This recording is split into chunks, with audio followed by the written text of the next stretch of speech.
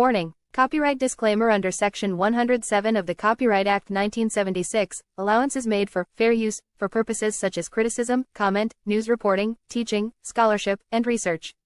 Fair use is a use permitted by copyright statute that might otherwise be infringing. Nonprofit, educational, or personal use tips the balance in favor of fair use. So what I'm saying now is that you're going to have this massive influx of immigrants into the country that are better equipped. They don't have your legacies. They don't have your disadvantages. They're walking across the border. They're going to get a free lunch. They don't have to pay dues. But you got public policies in this country that are equating them to black folk. They're equating them to black, and what we've allowed them to do, starting in 1970, is to wrap themselves in black folks' suffering and pretend somehow they suffered along with black folk. And therefore, whatever program is created under this misguided label called minority, that they are equal to you and over you. And we're going to deal with that whole concept of minority in a few minutes too.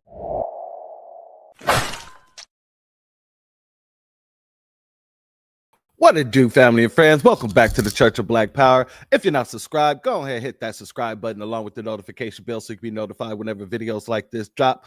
Please make sure you're hitting that like and share button so we can beat up the algorithm. Make sure we get this message out to the ears that need to hear. And if you have not done so yet, please click that link in the description, go to change.org and put your signature on the petition for reparations. And with that being said, family, welcome back to another Sunday service, family. And I'm hoping that you have thus far had a beautiful Sunday. We got some things to talk about. You know, a lot of people have been running their mouths on us. A lot of people have been very disrespectful when it comes to foundational Black Americans, whether it's Juneteenth, whether it's our political views, whatever the situation may have you have a lot of people running their mouths.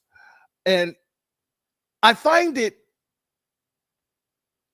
invigorating that we don't have to swing not one shot. We don't have to take one swing. We ain't got to shoot one shot.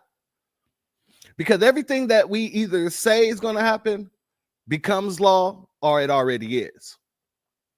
Everything that we speak about, as we speak it, so shall it be. And I'm going to show you some examples of it. Give me 1 second. Some things have switched up here, and I don't know why it switched up on me. But give me 1 second, please, family. I'm not sure what's going on, but we'll deal with that later. Screw it. Yeah. So before we get started, I'm going to go ahead and give a shout out and the B1 salutes to the chat. First and foremost, shout out to my sister, Miss Nisi. You know, she's most likely always the first in the chat, and the chat's always deleting her her first post.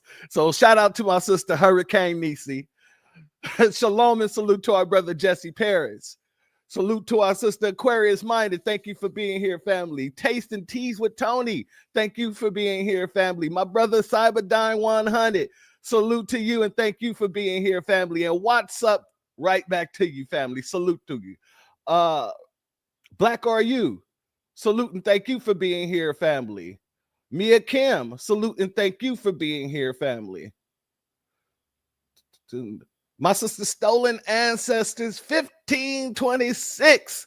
Thank you for being here, my sister. It's always a pleasure.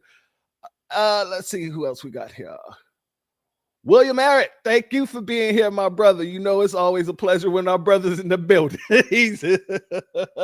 It's always a good one. Salute to our family. I am Kiera. Thank you for being here, family.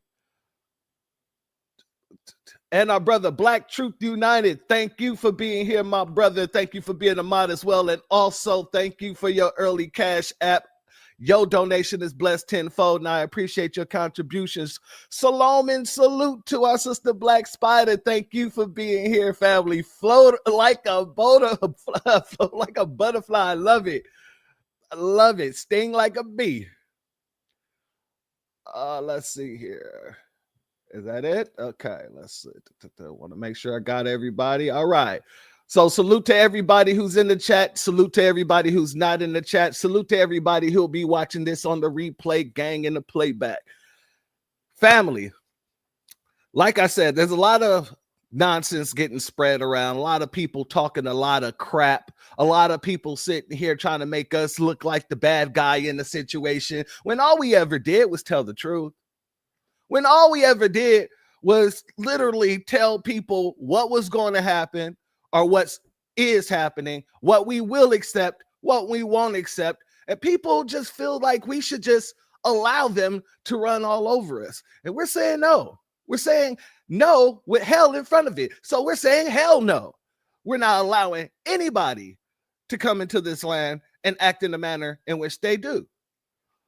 And that's not just speaking about immigrants. We're speaking about Nabiscos. We're speaking about all of them. That's it. Right now, FBA is at the forefront of everything that's going on in this country. So the reason why I named this broadcast Reality Hits Hard is because a lot of these folks are having to come to the realization they're getting pulled out of their psychoses. They're really learning that what FBA say is either going to happen or it ends up happening. We're calling it because it's easy to see. We're calling it because it is our birthright to call it. And we're also calling out people because that's what we do. So let's start here, family, because we got a lot to get through. We got a lot to get through. So let's start off here, family. Americans be like, Africans don't like us. And Africans be like, y'all think we live in the jungle. Meanwhile, both of us was lied to by the same colonizers, okay? They divided us so that we argue over accents while they took cultures, minerals, and magic. Newsflash, they fear a united diaspora, okay? Because if Black Americans linked up with Africans, that's power, land, legacy, and truth in one room. Can you imagine the power that would come out of that? We don't hate each other. We just don't know each other, okay? And that built entire systems to they built entire systems to keep it that way. Wake up. We're not enemies. We're the mirror. It's a lot of Black Americans that I grew up with, but oh, my mom and my dad are both Black, but I'm light skinned, and there's no mixing between us. But then, as soon as a light skinned African person say it's a problem, y'all need to go and check that, okay? Check that and let me know what's the issue. What's the issue? Please let me know. All right. First and foremost, notice how she started off talking about there's no divide here. It's just us being basically pitted against each other, and we really don't know each other. And what we really need to do is get to know each other. And then she started pointing fingers and hiding her hand. And this is what they continuously do. They sit here and try to make it seem like, oh, there's power if we come together. They fear if we come together. If that was the case, then why haven't you guys came together with us? And all the time that we've been pushing scam Africanism, and when we was doing it, actually wasn't scam Africanism. It was actually Pan-Africanism. Why all the time we was pushing Pan-Africanism? Because we do care about the global diaspora. We do want to see Black people all over the globe succeed. We do want everyone who looks like us to be prosperous. But when we were sitting here trying to put these channels and canals together, y'all was saying hell no to us. Every bridge we tried to build over there to you guys threw dynamite onto it and watched it explode. Watch it fall and crumble to pieces, and then sat here and told us to our faces that you wasn't us and we weren't you. We are not the same. But now that we are like deliberately saying no, we're not going to be doing this no more. We're not going to allow you folks to leech off of us and our accomplishments if you guys can't even reciprocate that love that we're trying to show you guys. That was us. Now that we're saying, no, everybody got a think piece to put out about FBAs and why they think this is started and how they think this is started. Salute to KK Speaks. Thank you for being here, my sister. It makes no sense. So I want to go here because now they're trying to make it seem like we're xenophobic for standing on business to protect our whole culture, to protect our square, to protect our peace. Let's go here, family. A little bit crazy, but I just feel like I have to put my 2 cents in the latest edition of the diaspora wars amongst the Black diaspora. Now, family, I want you to pay attention to how she words things and her tactic. Her tactic is exactly the same as the last one. They want to talk positive and then turn right on around and start spewing everything they was waiting to spew. Because I'm getting irked. I get irked every time. Just for a point of reference, I am first generation American. Both my parents are Ivorian immigrants, but I was born and raised in America. English is my first language, and I feel just as African as I do American, and I very much was. My brother Black Truth United, I thought the same thing. I thought about the same thing. The damn septum ring. I thought about the same thing. So even when she was speaking the sweet nothings, I knew it was coming. Good call out, my brother. Engulfed in Black American culture growing up. With that said, I do think that Black American or African American, however you identify as an ethnicity, is not taken as seriously or is not seen as like as valid or as something that should be represented equally the way other ethnicities across the diaspora are. I previously didn't really think this, but it wasn't until I remember a couple years ago, I was watching videos of like Black British people, and they would always be like, Americans are dumb, or like they're so uneducated because like whenever you ask a Black person from America where they from, and they just say America, and then you ask them, no, but like where are you really from? They're like, I'm from America. That's where I'm from. And like these Black British people would literally sit here and like call Americans stupid for that, which I thought was like so insane. Salute to our sister Angelic Elena. Thank you for being here, my sister. It's always a pleasure.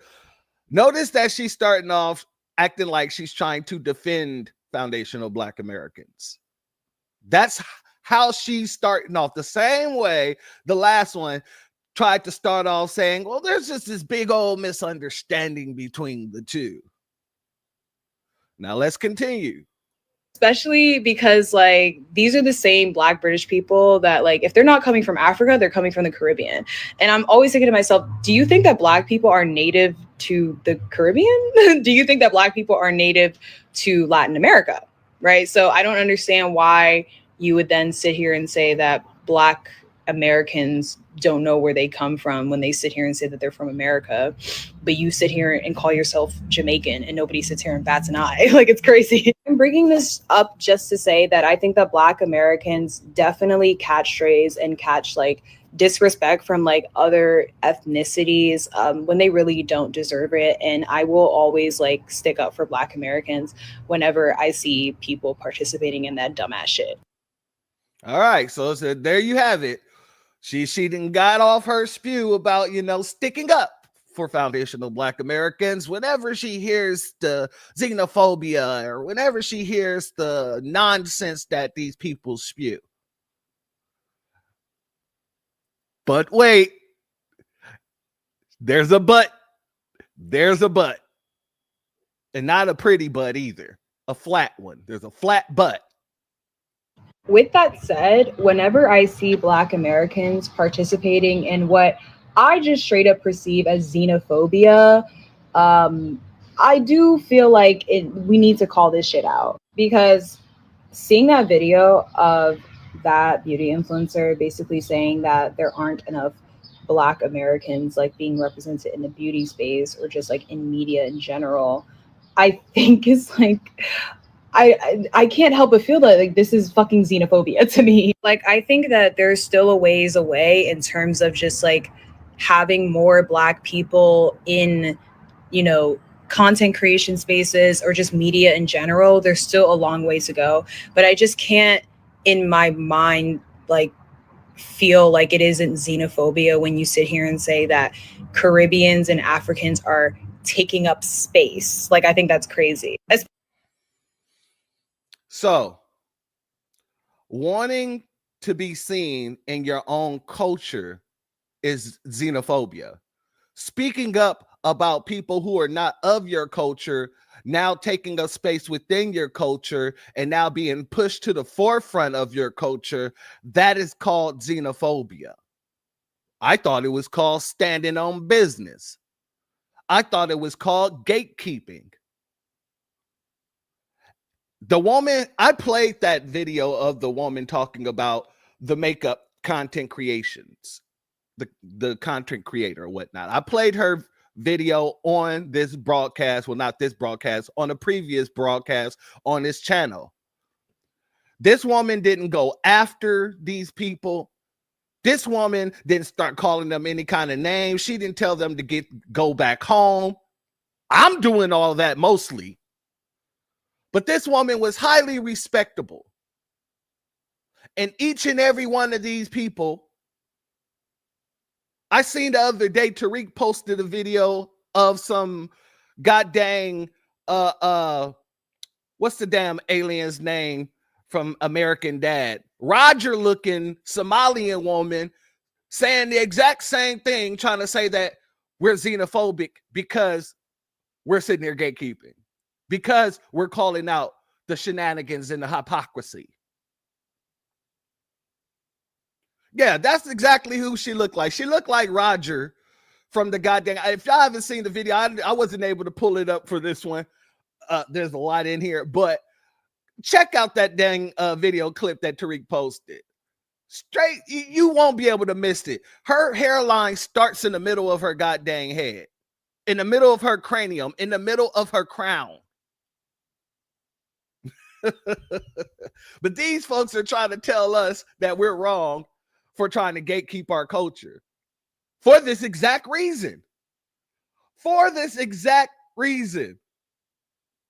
Especially because this conversation, while I think that xenophobia within Black American spaces is not new, I think this conversation in particular feels very pointed and weird because a lot of the beauty influencers that we grew up on, like Jackie Aina, like what's her name? Like, it's Ray Ray. I'm trying to think. Oh, you know why they can't do that, I am Kiera? Is because if they do that, then they will no longer have that proximity to us, right? So everything that we're delineating from, they'll feel that delineation more. Well, they're feeling it more now. But if they don't speak up on it, then nobody is going to say anything. Everybody knows that it's our culture, and everybody knows that, God dang it, we have the right to do what we do and say what we say about our culture. So they got to speak up. They got to say something about it so that they can try to make everyone else who's watching from the outside think that we're the bad guys in the situation, when we're not the bad guys in the situation. They're the bad guys. They came over here and literally tried to infiltrate our society and then get mad when we call them out for the infiltration. Think of like other ones, but like a lot of like those OG Black beauty influencers usually had some sort of Caribbean mix or African mix. So I feel like this feels pointed. So now everybody who was an influencer before these people even thought about influencing anything has some sort of mix to them. You hear her logic? Salute LaShawn Kent. Thank you for being here, family. And kind of out of nowhere. And I genuinely invite people to like sit here and like have a conversation about this, because like as somebody that like genuinely grew up with like direct xenophobia, growing up in a mostly Black American community. So now she grew up suffering from xenophobia in the Black community. Didn't she say earlier when she started this whole thing, this whole babble that she's doing, the tether babble that she's committing right now? Wasn't she saying that she was loved by the Black community? She loves the Black community and she will always defend the Black community until she's not. Now it's, oh, I suffered xenophobia from the Black community growing up. I understand xenophobia.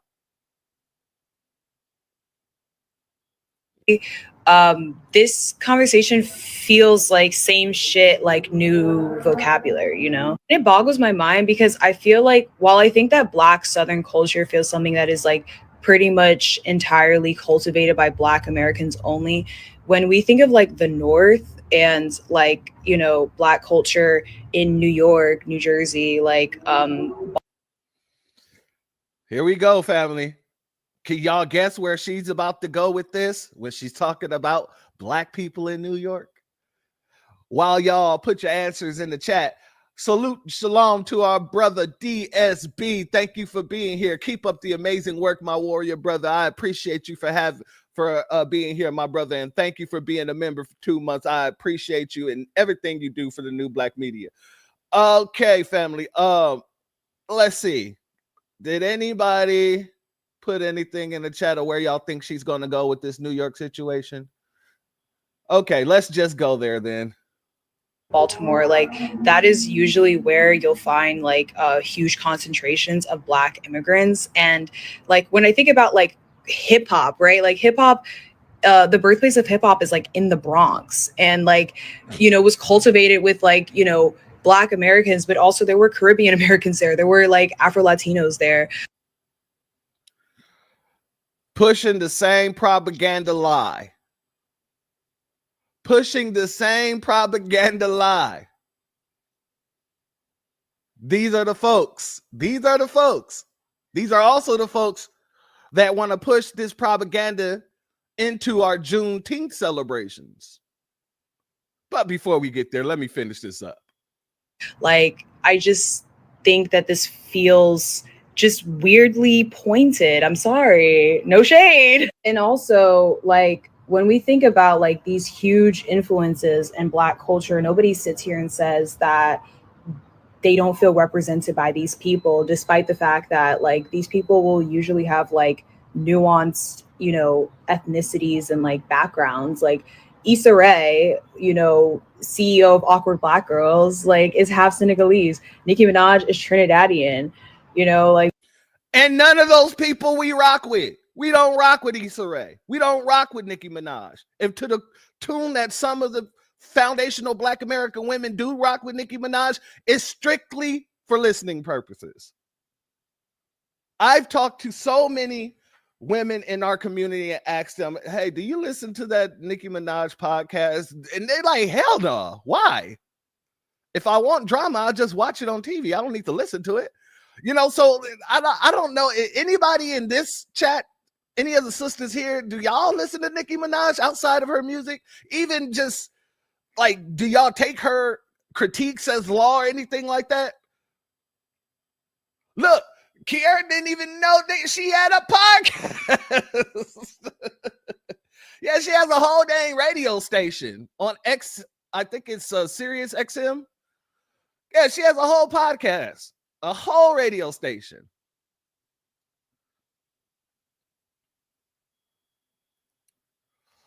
How can any female be into beauty and be wearing a bull septum ring? That's a damn good question, sir. That is a damn good question. Damn good question.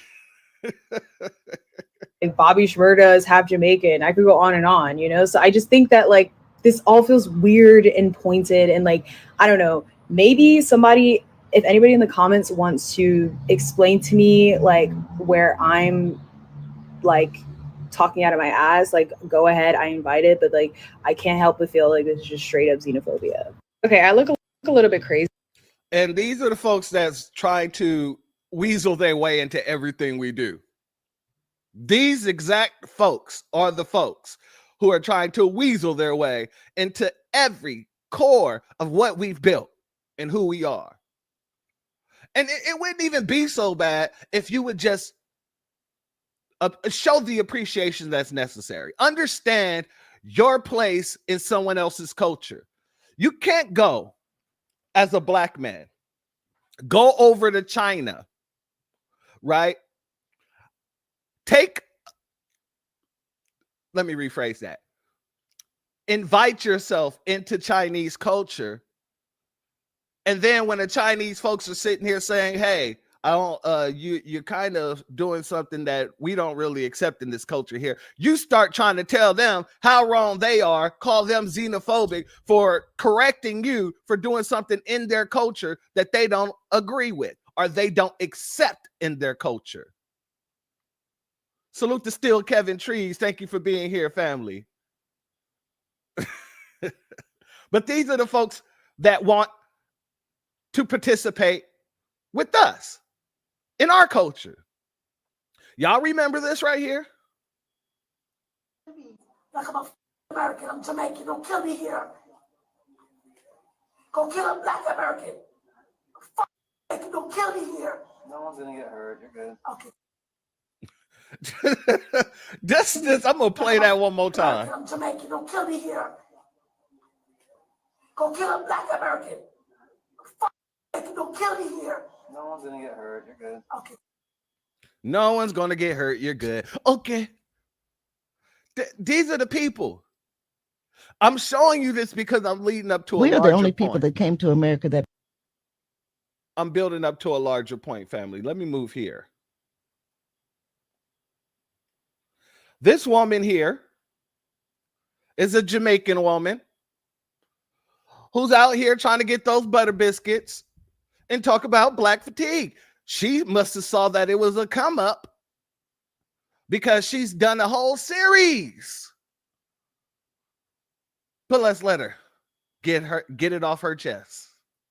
Something that I really want to know is, like, Black American people, how come every time you take an expensive vacation somewhere to another country, why don't you guys ever want to go to Africa? Why is it that you always want to go to a European country and then talk about how they don't like black people there? Africa is beautiful. Do you guys know that there are beaches in Africa, resorts in Africa, like all-inclusive, water parks, theme parks, everything? Why don't you guys ever want to go to Africa? Like, if you're going to spend over $1,000 to go to Europe, why not spend over $1,000 to go to Africa? I just never understood why Black American people want to go to predominantly white countries and spaces and then claim that they're racist. Why don't you want to go to Africa? You need to ask yourself that. Why don't you want to go to Africa? And I'm not saying go back to Africa. I'm saying, why don't you want to just visit and vacation in Africa so you can feel comfortable there and feel like happy around people who look like you?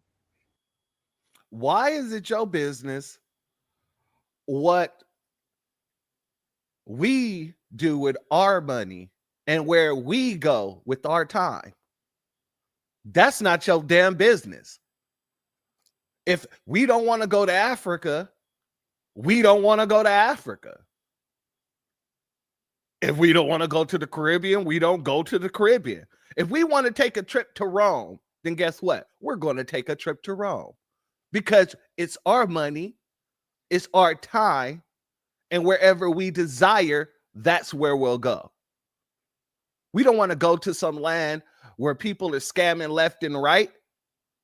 Every chance you get, you turn around. Every chance they get, they got their hand out begging for something, or trying to coerce you, or even your damn police is trying to blackmail you because they know you got an American visa. Why would we want to go over there and deal with that? And we're supposed to be on vacation. I'm just asking for a friend. But I want to go here. This is the one we're going to have to break down, family.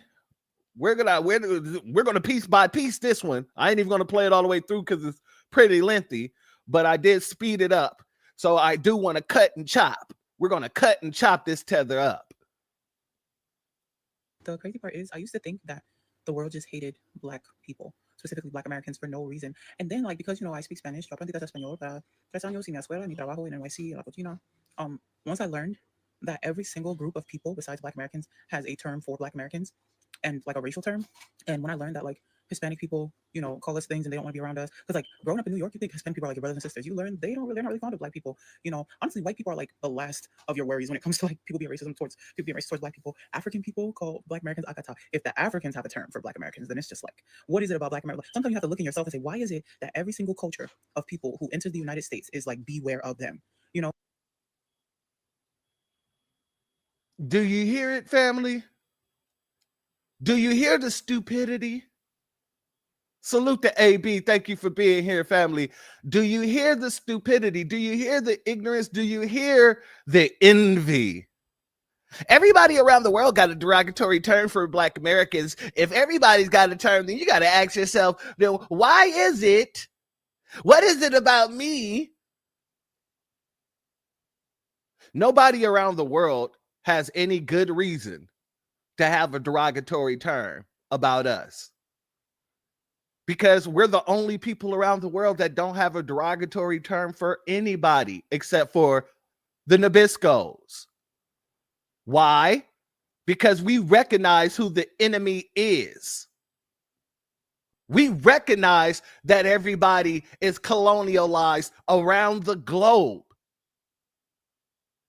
So we don't run around sitting here trying to call everybody outside of the Nabiscos all these different names, or trying to create different goddamn hateful terms for these people. Because we've always been the ones who fought for justice globally. And y'all hate that. Maybe it's the reason why you got all these hateful terms for us, because you guys never fight for yourselves. We've always been the ones to fight for ourselves and fight for people globally. You are not respected in your land. We might not be liked in our land, but we're damn sure respected in our land as foundational Black Americans. Why? Because if we wasn't respected, we wouldn't be the moving parts of this country. We wouldn't be the seat of moralism, in this country. We're the seat of moralism. America would not be a moral country. Actually, it's not. But it wouldn't be considered a moral country if it wasn't for the work of foundational Black Americans. Salute to Shabazz American Freeman. Thank you for being here, family. Good to see you. Let's keep that 100. We are the compass of morality. No other group around the world can say that while fighting white supremacists. That's why they use our legends to go around the world so that they can gain their soft power. The last broadcast I did, we was talking about Louis Armstrong and how he was being sent around the globe to Africa and to India in order to bring a good light to America.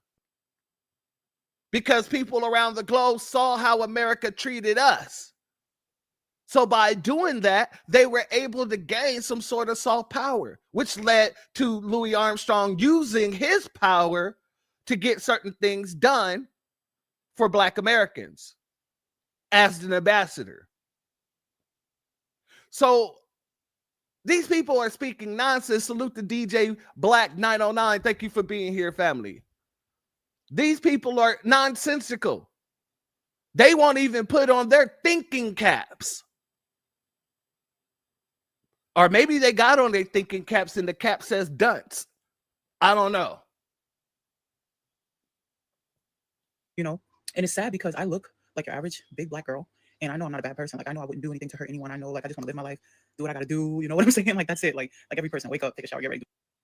Now, family, she's about to get into some of her experiences. I want you to literally pay attention, close attention to her mindset and the way that she moves when she thinks. Every situation, check out her mindset and how she vocalizes it. do what you gotta do. That's it, you know? Oh, yeah. The dunce cap. Absolutely. I'm guaranteeing it. But there comes a time where it's like, dang, even the whole reason why we're Black, Africans, because without African, we would all just be Americans, right? So when it comes to Black Americans, you really think like the whole reason why we're Black, even the Africans don't want, like they warn each other about us. They literally warn each other, like, don't mess with them. Caribbeans, don't mess with them. Hispanics, don't mess with them. It makes you think like, wow, what is it? You know, like, and then you have to realize like, look at most of the crime in this country. You know, look at most of the like women having babies for government money. Like, look at the way these people treat their children. Like, look at the way people, you know what I'm saying? Like, Salute the Wild Williams family. Thank you for being here. Appreciate you. She's going along with the same white supremacist talking points, ain't she? Look at all the crime in the country. Okay, when you look at all the crime is done majorly by white Americans.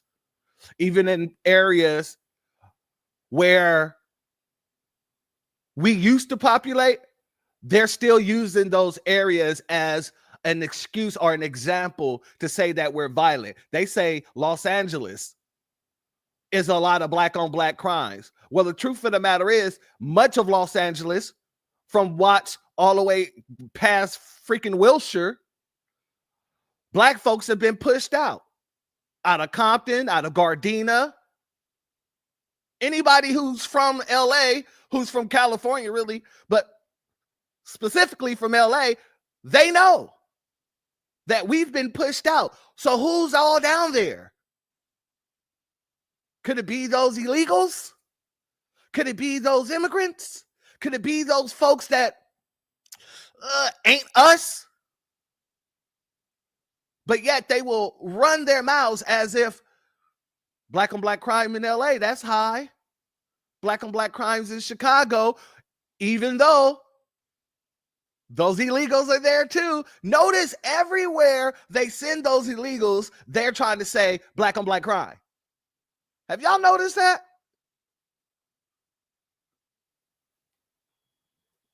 used to hurt me because I was just like always trying to prove myself that I'm not like that. I'm not like that. And then you have to realize, like, listen, sometimes you just have to take the punishment for what your people have done. And as much as I'm not like, you know, the type of person who does, you know, I don't sell drugs, I don't sell, you know what I mean? Like, I don't do, like, I'm just a regular wake up, get ready, go do what you got to do for the day type of person. You know, my agenda is not to hurt anyone, to be some like crime causing, you know. But you have to realize when people who look like you are going into stores and racking things up and stealing them, you can't be offended that someone thinks you're coming into the store to steal. Did you hear that, family?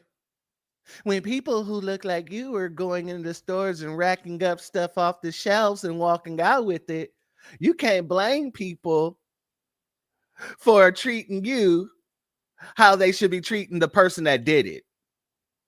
Just because you look like somebody who may have stole out of the store. I've never seen a white person get treated that way when they're the number one. When you look up the statistics, when it comes to shoplifting, white women. So if they're number one, shouldn't all white women be looked at in that way? Shouldn't every Nabisco be looked at in that very same manner? Oh, no, that only applies to us, though. Can you hear the cake soap talking? I can hear the cake soap screaming from beyond her pores. You know, you just have to take it on the chin. Like, listen, this is what your people have done to you. This is not what, because it's like, all right, if it was one group of people who didn't like Black Americans, that's different. But people darker than me means straight from West Africa, do not like Black Americans more than like anyone else. So it's like, dang, maybe we really did do something. Like, maybe we really did make this stigma for ourselves. Like, it hurts to think about it because, you know, like, honestly, a lot of big Black girls, like a lot of overweight Black women, we don't really partake in that stuff. But they're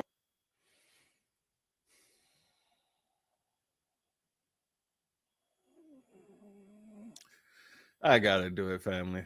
I gotta do it. Godly.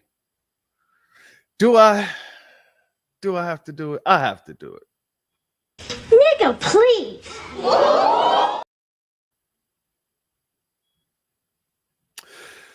I gotta do it again. We? We. All right.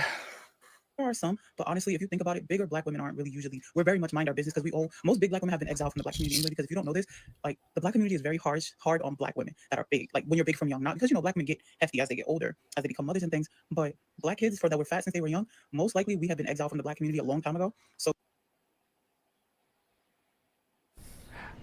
what the does that mean, Kobe Bryant? Did you take a stupid pill with your breakfast this morning, Admiral? Family, I don't know what the hell she talking about. Because give me the right one and it's on, baby. I'm going to be 100 with you. 100. I prefer me a nice little thickie. Let's be clear. You dig me? I like all shapes and sizes. If your mind is right, you're gonna be right with me. Trust me when I say. And I'll hug up and cuddle up in between every nook and cranny. Every crevice, I'll be over there just tuckled in. Baby, come here. Bring yourself over here. The hell is she talking about?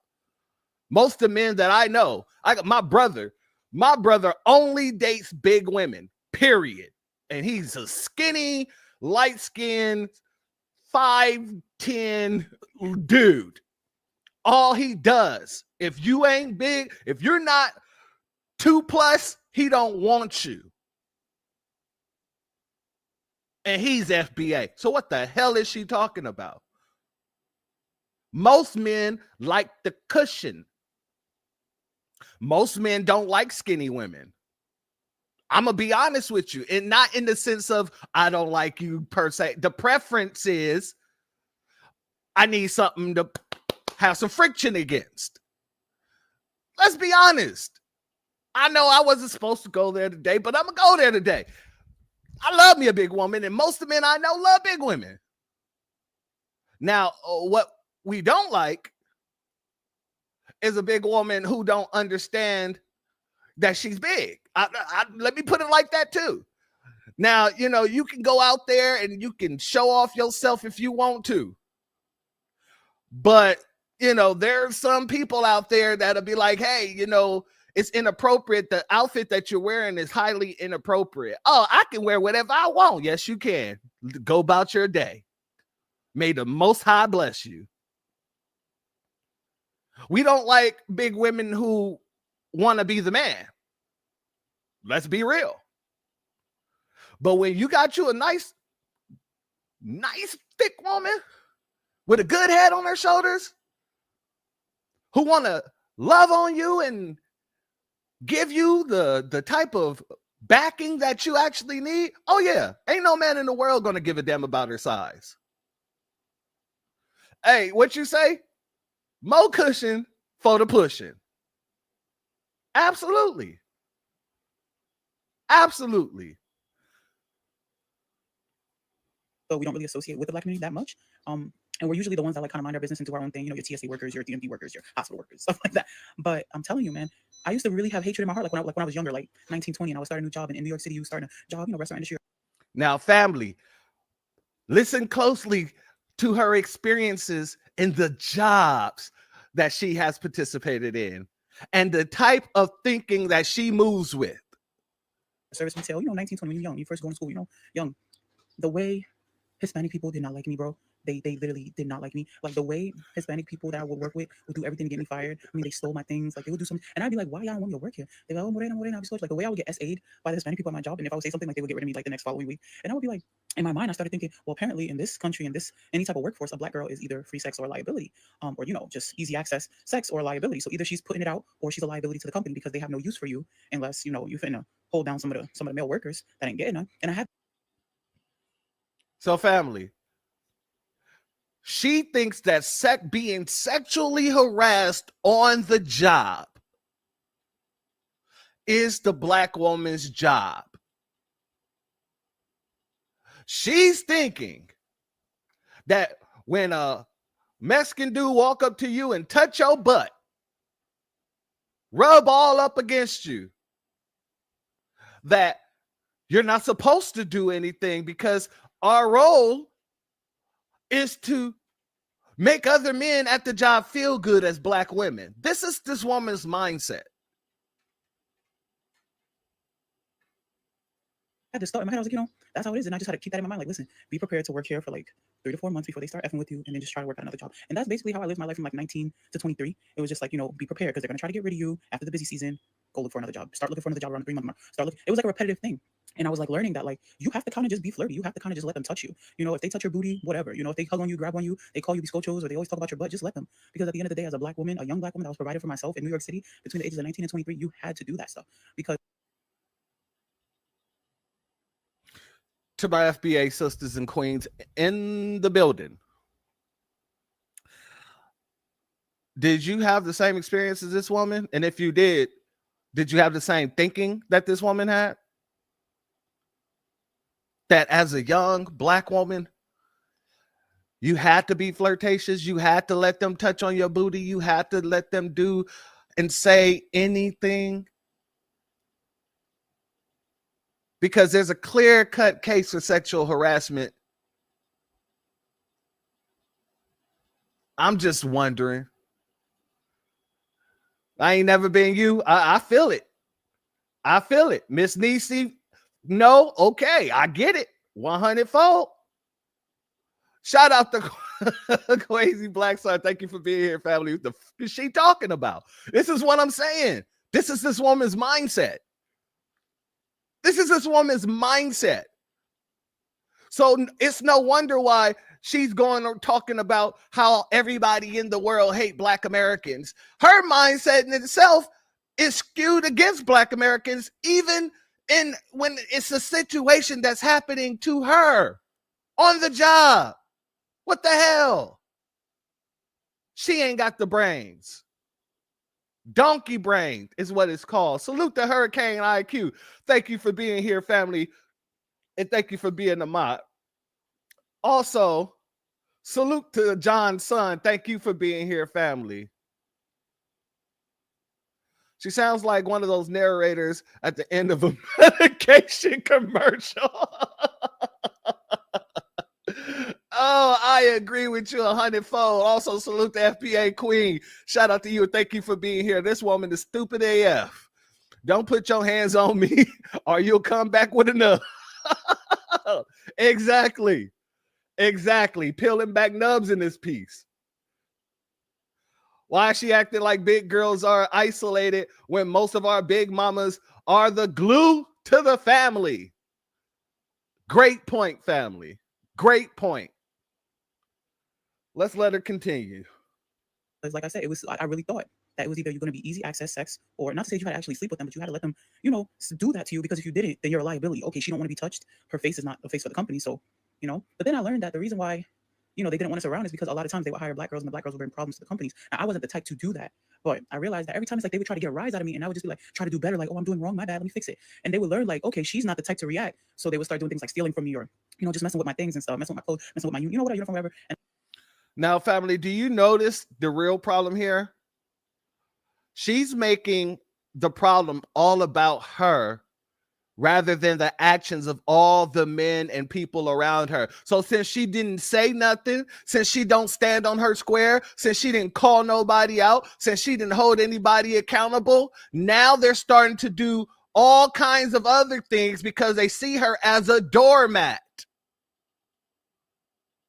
They see her as somebody to be walked all over. They see her as somebody who's really not worth their respect. That's what's happening. But she wants to take the blame and put it everywhere else besides where it actually supposed to be. Salute to Rashad Wallace. Thank you for being here, my brother. Also, why isn't it pulling up? Okay, there we go. B1 salute and a thank you to FBA Queen for your donation. Your contribution is blessed tenfold. I appreciate you. This chicken head is a clown. Tears of a clown? Yes. A clown? Yes. The cake soap? That's probably the best makeup she can get for a clown. Yes, I agree to all of that. Krusty the cake soap. That's what we call her. Krusty the cake soap. And I had learned like, okay, you know, they all hate me and everybody's racist. But then I realized, no, the black girls that probably worked here before probably left a bad taste in their mouth. And I shouldn't be angry that they want to see me as, you know, easy sex or liability. I should be angry at. Yes, it's.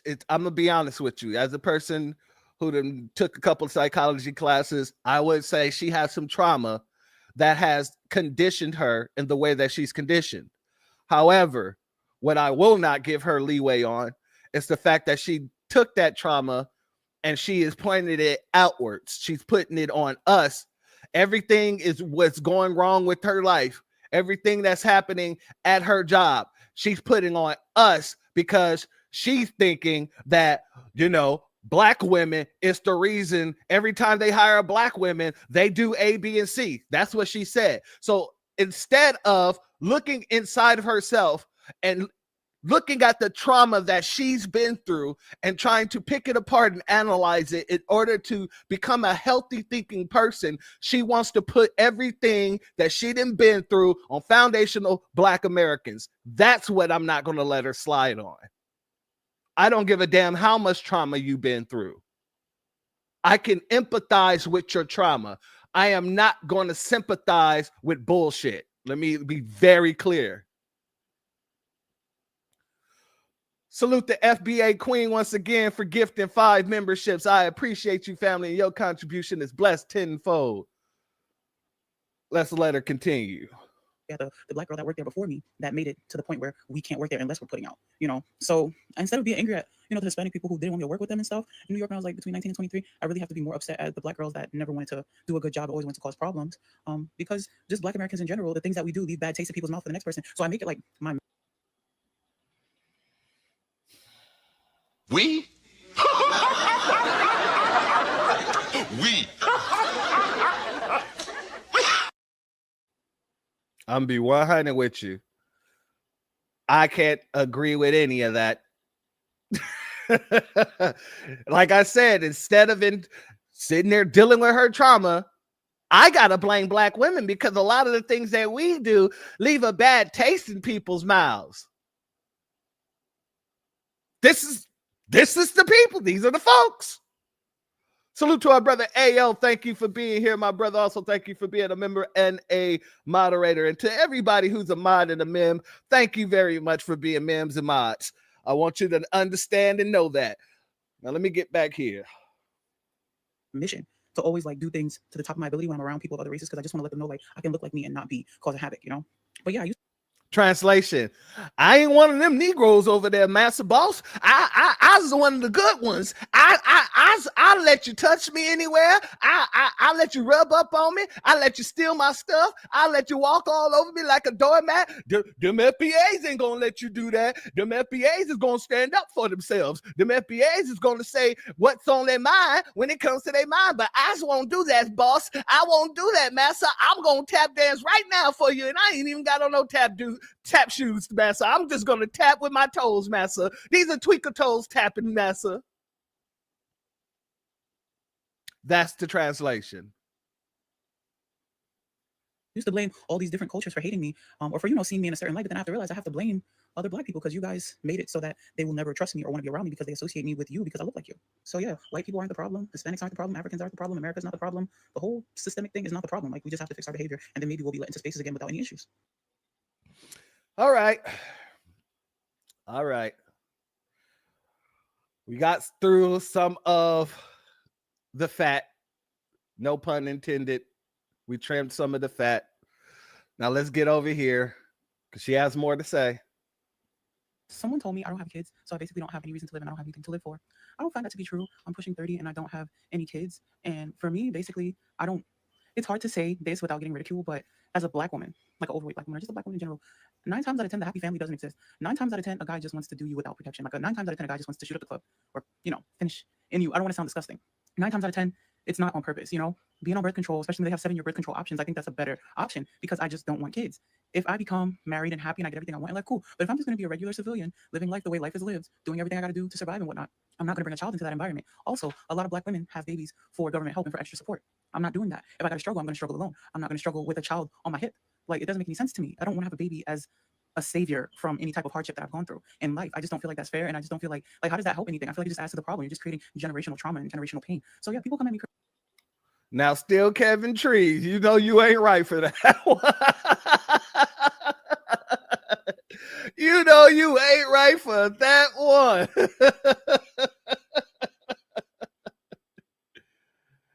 Oh yeah, she's a pick-me tether. That's what it is. She's a pick-me tether. You're absolutely correct. Because a lot of the things that she was saying about her experiences in the workforce, that sounds like some pick-me stuff. All of a sudden, now she wanted to blame someone else. She's going to blame foundational Black Americans. Interesting. Oh yeah, self-hate is obvious. Be crazy, like, why you don't have kids? They think something's wrong with me. There's nothing wrong with me. I'm perfectly fine. Everything's good. Everything checks out. I personally had a very traumatic childhood, and I do not want to have children for no reason. And to be honest with you, a lot of women, it's a beautiful thing to have babies. Is it? I'm sure you guys love your children. I'm not saying that you shouldn't, but getting pregnant as a Black woman in 2025, like, no, like, these men don't want Black babies. These men don't want a Black family. These men don't do anything for Black women. And it's just like, as a Black woman getting pregnant, they just expect you to already be a single mother. They expect you to already know that's what you're going to be. Guys don't want to help you. They think about it. Having a baby for a guy is the most enjoyable moment that they can experience. Having a baby for a woman is like 9 months of torture, and then you have to go through this like pregnancy. You have to have the baby, you have to push out, you have to care for it for the rest of your life, and it's attached to you. A guy just has to like bust basically and go, bust and go. Like, no, these guys just want to use you for their pleasure, and if you don't stop them and tell them not to, they're just gonna get you pregnant. Like, I'm not saying I don't ever want kids, but I just don't want to be a single Black mother. Like, if I have to be a single Black woman for the rest of my life, that's fine. But I'm not going to be like, I don't know. You never know what can happen. But I just don't want to be a single Black mother, because no one these days, and I mean 8 times out of 10, 9 times out of 10, no one's going to provide for a Black woman when she's having a baby. Guys do not care about Black women once they get pregnant. And honestly, I don't want to be one of those Black mothers that just has a bunch of kids so that life can be easier for me. But it's what. Peace, family. Thank you for being here, my brother Black Truth. You be safe. Ever. Sounds like a damn film. Yep. Cake soap Kathy. Cake soap Kathy. Yeah, she absolutely don't need kids, because that mindset will be passed down to another generation. That generation will be living with ours. So hell no, she don't need kids. Men, please stay the hell away from her. You hear Charlie Brown? Wah, wah, wah, wah, wah, wah, wah. Yeah, especially with this one. Hold up. Especially with this one. I feel like the message is getting misconstrued here. I don't hate Black people because I'm Black. I simply don't like the fact that Black American people have such hatred for white people who didn't do anything to you. And didn't we say that she sounded like she was looking for a zaddy? Pick me, zaddy. I need to be picked. We blame, the Black community blames white people for all of their troubles, and you can't point out a singular white person that actually did something to you. I just feel like it's reverse racism, and I feel like Black people are being so like evil towards white people for no reason these days. Like, anything they say, you guys pull out your camera, you want to record them, you want to call them a Karen. Like, it's just so much that white people are going through these days caused by Black people, and also Black Americans attack each other. So it's like, if you guys are seemingly to be the problem, I'm a Jamaican American, but I'm also Black American. Like, I'm Black and I'm in America, so it goes for me too. I'm just saying white people are not. These people do not understand the difference between a Black American and being Black in America, because they tend to try to use that a whole lot. Oh, I'm Black because I'm Black in America. No. Ethnically, you already know what you are because you just said it. I'm Jamaican. Cool. But you're not a Black American ethnically. You're Black in America. Let's be very clear. You're a Jamaican American, and that's fine. That's great. Love that for you. That's absolutely perfect for you. But you're not a foundational Black American. Let's be very clear. The cake soap is starting to wear off. That's what's happening. Not the problem. All right, family. So this woman, same woman, ran her mouth so much. You know what happened. Family got on her. And she got her ABK in real time. So someone found my job info, I guess through LinkedIn or something. I don't know how they did it, but they found my job info because of the videos that I've been making on Black fatigue, saying how white people are not the enemy, white people are not the problem, and indeed Black Americans are the problem in the United States of America. Someone found my job info, and I have been placed on suspended without pay. And so yeah, now I guess I'm suspended without pay from my job at the hospital, University Hospital, UHNJ is where I work. If you don't believe me, 1 second. This is my degree, and this is my employee handbook. So yeah, apparently I got paid on suspend. I got assigned to suspended without pay, so they've been contacting my job. Black Americans have been contacting my job, so I lose my job. If you want to help support me, click the link in my bio and send me through memo. As we should. This woman works in a hospital or a clinic or whatever, and she clearly has anti-black sentiments.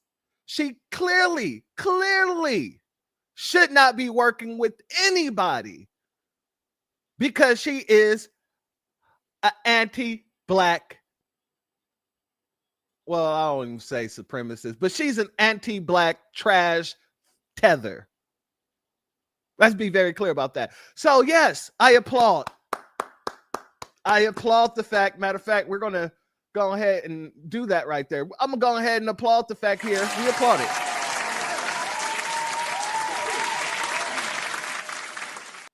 We applaud the fact that the family got together, called your job, figured out where you worked, called your job, and made sure you got taken away from your job, because you shouldn't be working in any type of clinic or hospital and you have anti-black sentiments and you're not from this country. Now, it's one thing. We deal with racists every damn day. We refuse and we will not be dealing with racists from the diaspora, and they shouldn't even be here. And when I say shouldn't, I mean, if it wasn't for us, you wouldn't be here. I don't mean all the family in the diaspora. I mean the ones who specifically have this anti-black sentiment.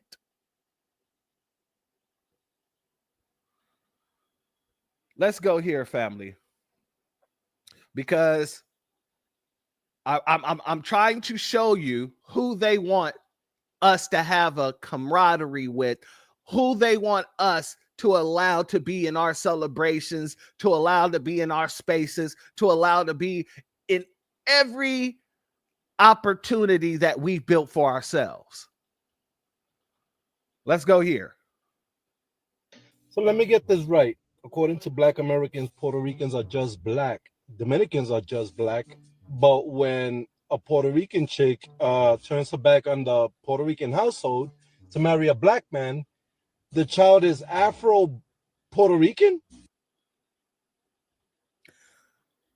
Family, when the hell did Black Americans say that Puerto Ricans are just black? We know for a fact that there are Afro-Latinos or people who claim Afro-Latinos. But this dude is a conquistador. This dude is a conquistador. If that.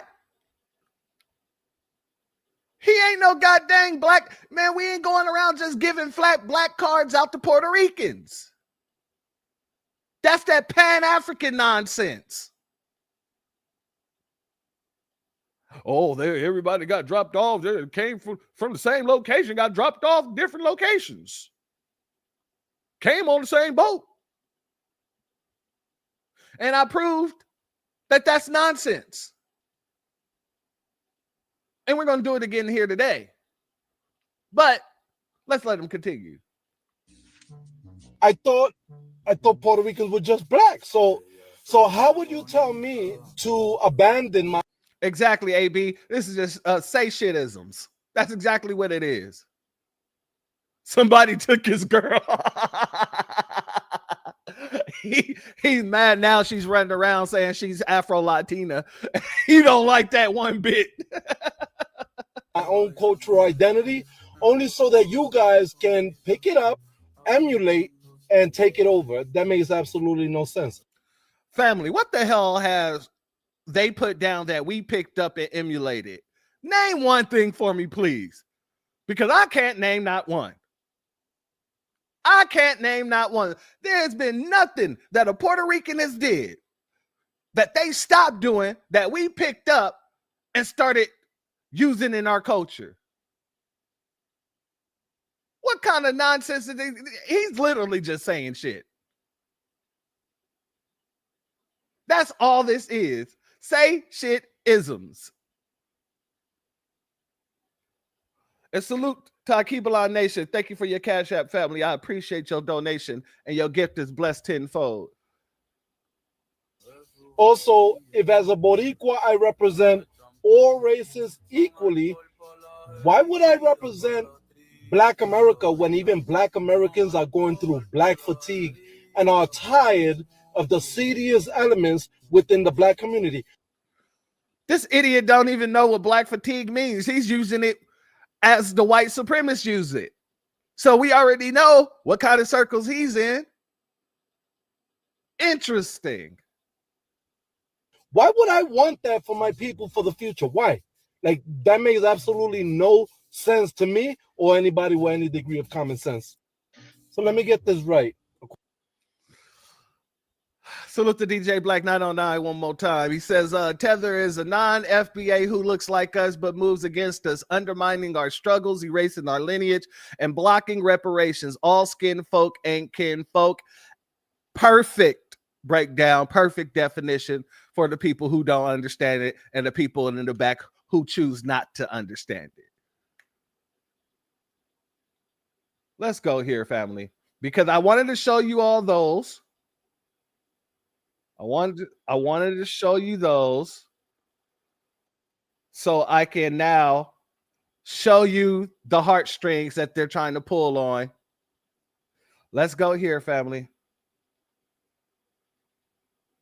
I don't live under Iraq, so I've always been aware of the discourse between Caribbean people and Black American people. But I had to call a friend yesterday and we sit down about an hour going through these comments and reading the things that were written right here. So I'm not gonna lie, afraid of them. Like, me learn some new vocabulary and some new words. Family, I was gonna try to speed it up. However, I found when I sped it up, it's harder, even harder to understand. They're harder than it already is. So we're just gonna have to rock it out. Words and terms that me never knows to exist. I personally never and will never see our ancestors as separate. Immigration is also a strong foundation of America. From Ellis Island's days to now, we were. Immigration is a strong element of America from Ellis Island. Notice she started off with Ellis Island. When those people came in to what? Displace foundational Black Americans after slavery. When those people came in to what? Take the jobs that white Americans didn't want Black Americans to have. Okay. Rely heavily on other people to fuel this country. No. They rely heavily on foundational Black Americans to fuel this country. Every fabric of America is built literally because it came from the blood, sweat, tears, and labor of foundational Black Americans. No matter what area of industry, every area of industry was created from the wealth of foundational Black American labor. So what the hell is this woman talking about? But these are the folks who are now trying to make it seem like we're the bullies. But beyond that, we've always known that America has a problem. But this make my blood run cold. You have to understand our brain love to put stuff into category. Don't fall into the separationism. Don't. I thank the Father. How are you going to tell me don't fall into the separationalism, but yet you're sitting here literally trying to diminish the contributions that our ancestors did here? That makes no sense. So you want to tell me I'm being divisive, I'm falling for the separatism, but you're literally spewing nonsense out of your mouth that removes the full contributions of the slave labor here. These are the folks. And the events I thank just I have the ability to see things from a bird's eye view, and I can see with the promotion and how the flyer and whatever at the event look away. I definitely can, but I see a lot of y'all are taking a lot of misplaced anger. We all Black. You heard that, family? Taking a lot of misplaced anger. Now all of a sudden, we're all Black. We're all Black. Salute to Opal Ivy. Thank you for being here, family. We're all Black. Like, we have the same ancestor. Like, this make me feel like, say, We are yo. This make me feel away, bro. Things not figure so. Like really, the things what the people that must say and what the people that must do is like, I get it. It's hurt, it's vendetta. You want something for your own, but you're not gonna get nothing good when you go about this. So. And family, if you can't see what she's talking about the Juneteenth Gervais fiasco that's been going on and how we've been calling them out about the fiasco. She's sitting here saying she feels some kind of way because we're calling them out for trying to diminish and erase what Juneteenth actually represents.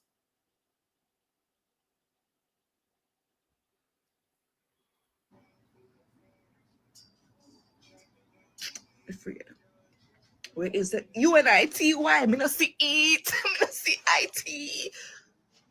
Wow. This woman literally comes on here, has the nerve to say what she said, and then want to talk about UNITY. Leave that to Queen Latifah, because you don't understand the concept of UNITY. You don't. Especially when you're sitting here trying to take up for your disrespect of a holiday that has nothing to do with you. Wow. You have to understand that both events are kind of rooted in similar foundations. No, it's not. I don't know what the hell Gervais is rooted in. But Juneteenth is rooted in the freeing of slaves a year after the country had abolished slavery in Galveston. It has nothing to do with whatever the hell Gervais has to do with. Remember when Michael B. Jordan wanted to use the name Gervais for his liquor? And everybody came out and flashed on him, right? It wasn't rooted in the same concepts then. It definitely was not rooted in the same concepts then. The concepts then. All of a sudden, we're all black. All of a sudden, it's all rooted in the same concept.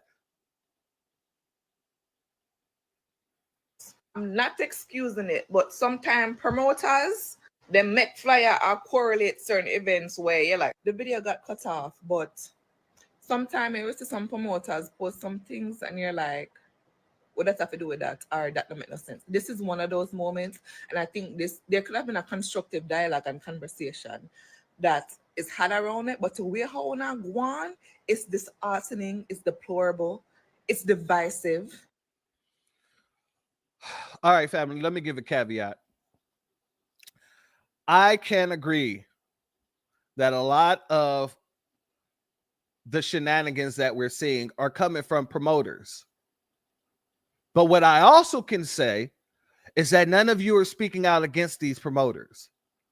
All of you are sitting here trying to make excuses instead of saying, no, we don't agree with that. Yeah, we should celebrate Juneteenth in the very same way foundational Black Americans celebrate Juneteenth. We should do what you guys do because we're in Rome. We're not in our homeland. When in Rome, do as the Romans do. Nobody is coming out speaking against these promoters.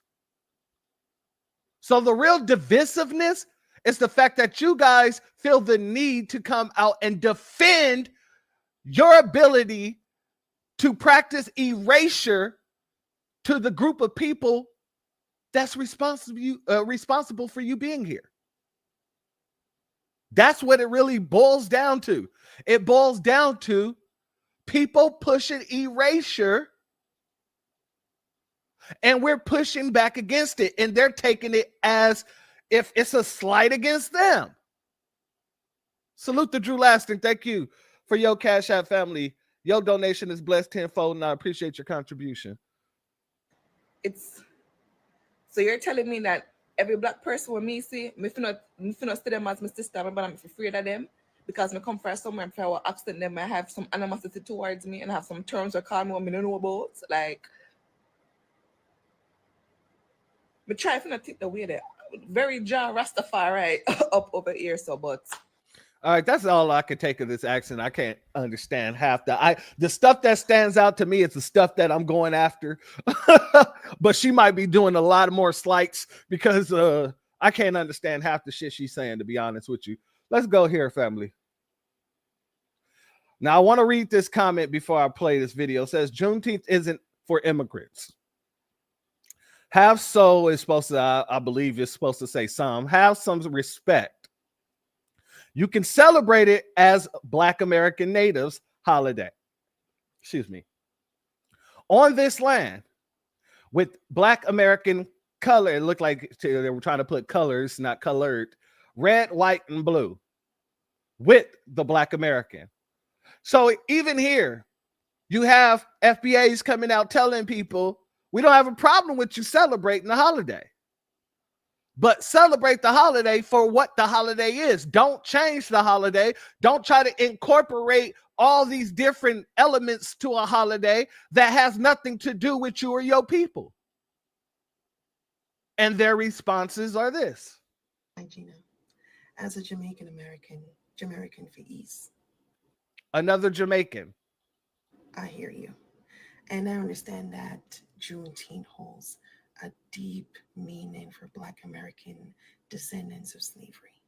It marks a powerful moment in your history and ongoing struggle.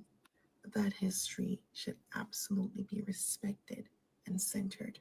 I also believe that when your brothers and sisters across the African diaspora, when they join hands with you to celebrate this day, it doesn't mean that they're trying to take ownership of it.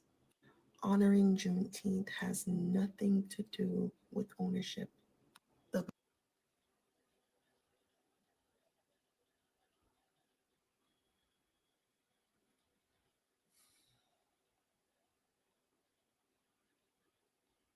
Nigga, please.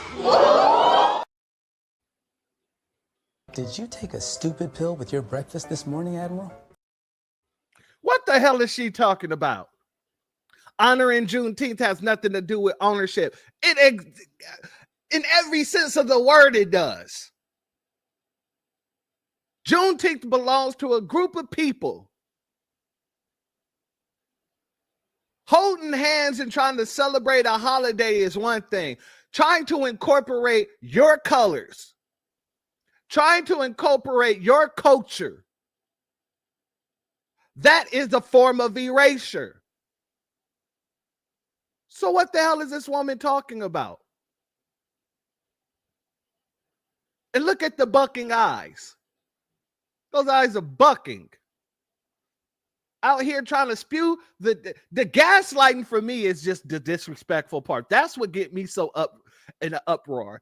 It's the gaslighting that these people participate in, as if we don't know what the hell they're doing, as if we don't know what the hell is going on. Black immigrants that do celebrate with you, they celebrate in solidarity. These people don't know what solidarity means. These people don't know what unity means. You can't be in celebration, you can't be celebrating in solidarity with someone while changing everything about their celebration. Let me say that again for the tethers in the back. You cannot be in solidarity with someone while trying to change everything about the event that you're supposed to be in solidarity with for yourself, just to make you feel better, just so you can feel included. That's the facts. It's not solidarity if you come into an event trying to change everything about the event.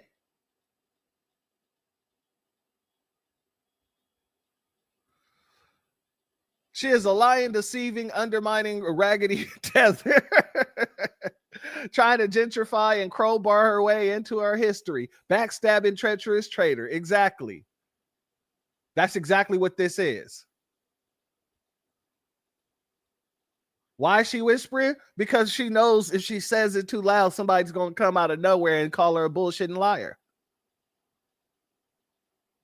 That's my opinion. That's what I believe.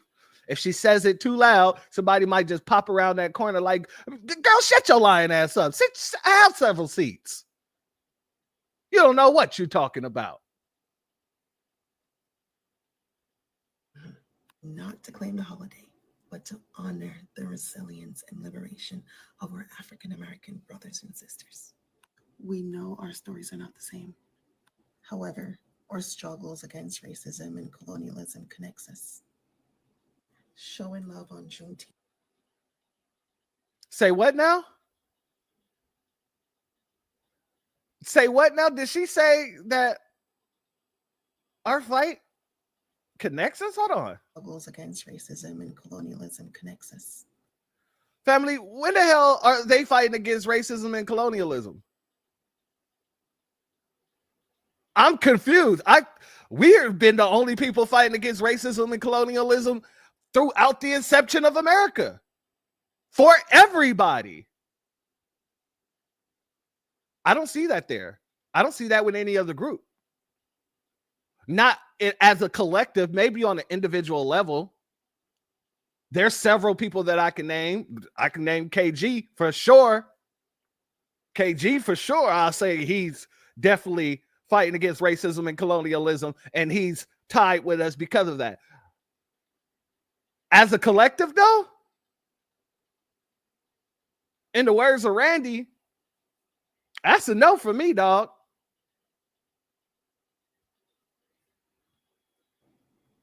Showing love on Juneteenth is simply a way of saying we see you and we stand with you. Mm-hmm. If that's the case, then you shouldn't be coming in trying to be the coordinator for an event. You shouldn't be coming in trying to change the colors or change the narrative of the event. If you see us and you stand with us. But family, I ain't the only one that's calling these tethers out for the nonsense. No, no, no, no. Let's get to the family. How we all the same and we don't even all look the same? How do people think that they can move here and be like, we all black, but then say that we not the blueprint? Like, and the crazy thing is, in real life, when I went to Jamaica, they said, oh, you American. Any island, any country I visit, they automatically say I'm American. But then when y'all move here, everybody black. So that means we're the blueprint. Like, I could literally go to Nigeria right now. As much as people be like, you look Nigerian, you look Ghanaian. If I go there right now, they're going to call me American. So stop playing crazy. If I go, I ain't gonna go to Haiti. But even Dominican, as much as Dominicans, and even there's some Colombians that look just like us, even some Cabo Verdeans. If I go there right now, before I even speak, they're gonna say I'm from the States. So stop acting like y'all don't know what we be talking about. Yeah. So that's just what I wanted to say. I can't get too long-winded, so watch the next video that I'm going to post on that because I start losing y'all for some reason at around 50 seconds. If y'all could just listen for 2 minutes, maybe I'll just put it, I don't know if I can say that app, but it's another app maybe I could put longer videos on because I don't really think necessarily, maybe this is not the platform for long videos. Why are Black Americans beefing with Caribbeans and Africans? Let's get into it. For decades, black-skinned immigrants would say, Black Americans don't have any culture. Black Americans are Akatas. Black Americans are cotton pickers. But the minute we return that same energy, it's, we're all black. They don't have any words for the people actually oppressing them, but they have words for us. After we've sacrificed everything for other groups of people to be here. And let's be clear, we don't have any insulting words towards them. In fact, we were very endearing towards them for decades. And they took advantage of that and disrespected us. So now it's war. Xenophobic. We all Africans. Juneteenth is about African descendants celebrating freedom of African people. No, it is not. No, it's not. Listen, I was joking on the last post, but high key, low key, I went to an event last year in Brooklyn that was put on by the city in Prospect Park, a celebration of Juneteenth that was celebrating house music and talking about any and everything but the actual holiday of Juneteenth. They had speaker after speaker, performer after performer, and not once did they acknowledge the actual holiday of Juneteenth, what its history was. No one reflected on it. The whole event was hijacked, and it was disrespectful. Low key. It was disrespectful. I knew immediately that whoever was in charge of the event knew nothing about Juneteenth. And low key, that's exploitation. I agree with this sister 100-fold, but I got to make one correction, one caveat. It's not low key. It is high key, top key, above ground key. It's that key. Exploitative. But when we say something, we're xenophobic. We're being divisive. No, it's disrespectful, and people are tired. That's all. That's it. It's very disrespectful. Salute to Virgo Venom. Thank you for being here, family. Much love to you. Yeah, all this started because we were just standing on our square telling people, hey, we don't mind if you celebrate Juneteenth, but don't bring that nonsense over here. Just know what Juneteenth represents. And they didn't like it. So let me show you a couple examples. And I know Juneteenth around the corner. All I got to say is this better be the blackest fucking Juneteenth of all time. I don't want to hear nothing else but African-American art forms. I don't want to hear shit else but rap, R&B, perhaps some country, throw some jazz in that bitch, maybe even some blues. I don't want to hear no fucking Wizkid Yayo, no Tyler, no fucking Caribbean music. Save all that shit for the rest of 364 days of the fucking year. Y'all niggas shit on us year round, and it's not to cause a diaspora war, but Juneteenth is for fucking us. If you are not Sulan, if you are not from the lost tribe, my nigga, if you are not a descendant of chattel slavery in America, I don't want to see, I don't care about what you think about Juneteenth, nigga. This shit ain't for y'all. Everybody else got their own Independence Day. Juneteenth is ours. Black people, y'all better turn the fuck up on Juneteenth. I'm not playing. Do y'all most ratchetest, ghettoest shit? I don't care, bro. Nigga, this shit is for us. We went through this shit. We built this shit. This is my public service announcement to all the Black folks that are not FBA that want to or are trying to hijack Juneteenth and saying what y'all want to have happen for the FBA holiday. I will be 50 next year. I have lived in Milwaukee, Wisconsin since I was 5 years old. Every year of my life here, Milwaukee, Wisconsin has had a Juneteenth celebration. It used to go from Burleigh to damn near Wisconsin. If you from Milwaukee, you know how long Burleigh to Wisconsin is. That's a long ass strip.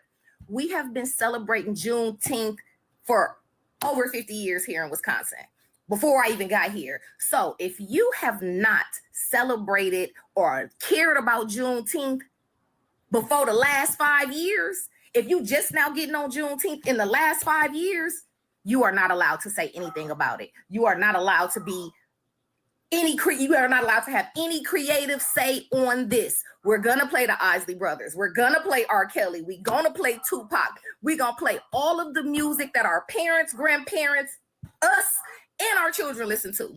It's not gonna be any Afro beats. It's not gonna be any Caribbean music. It might be some Bob Marley in there.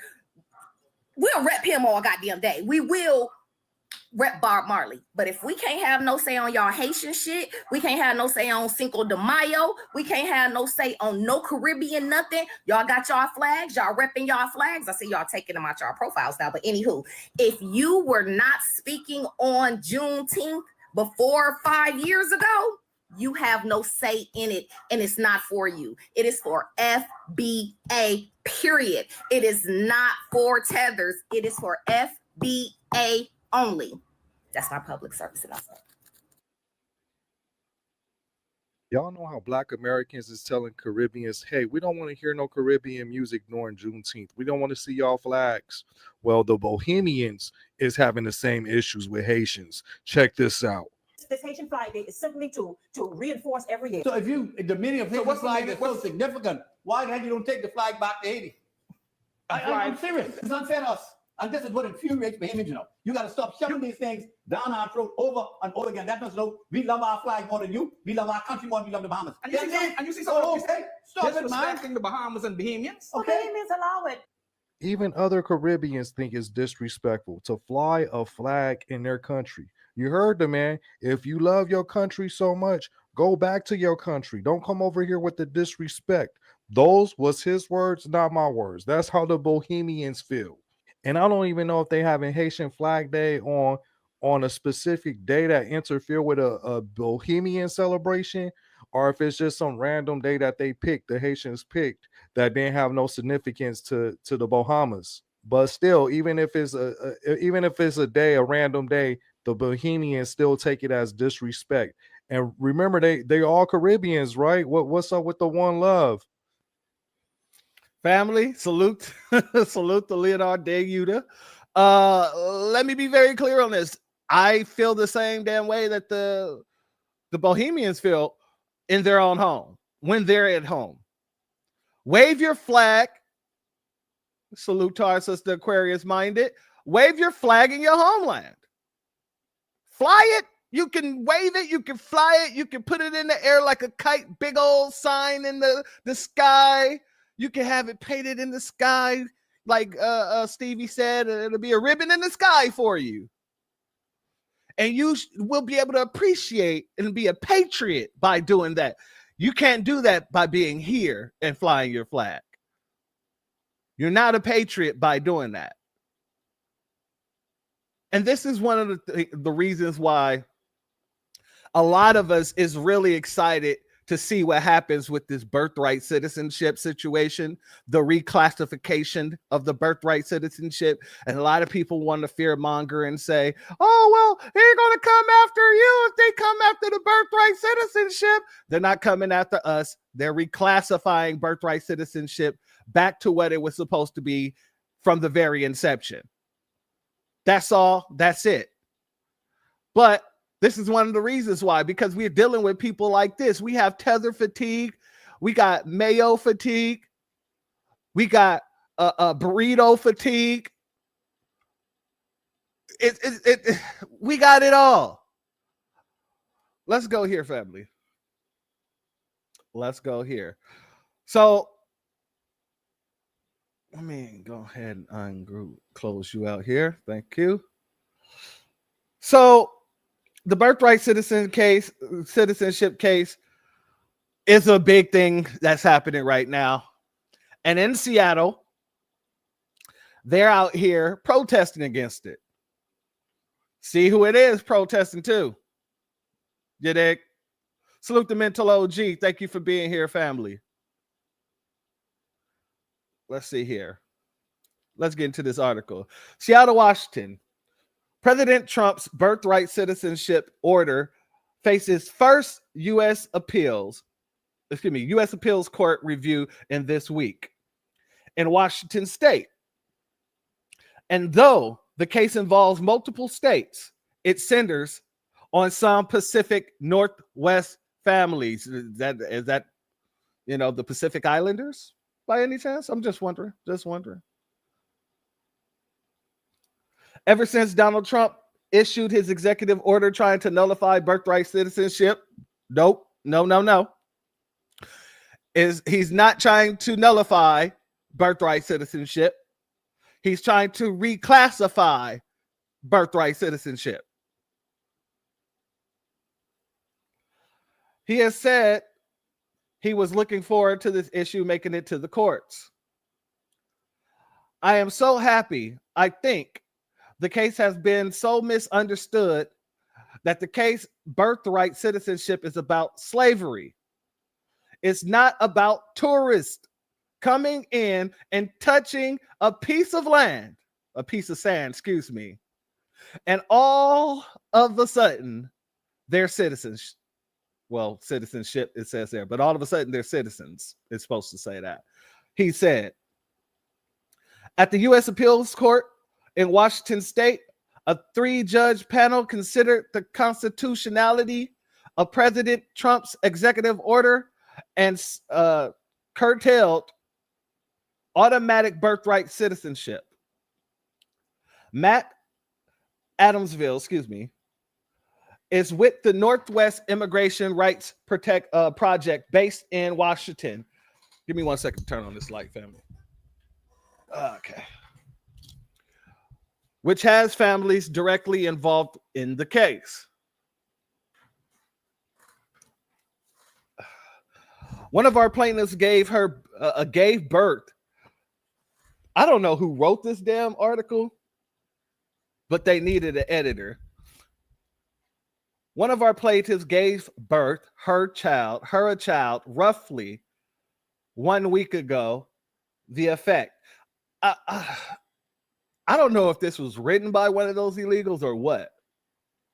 The date of the executive order. So basically, the woman had a baby the day after the executive order took effect. That's what it should say. And before the district court's action would have been left unprotected,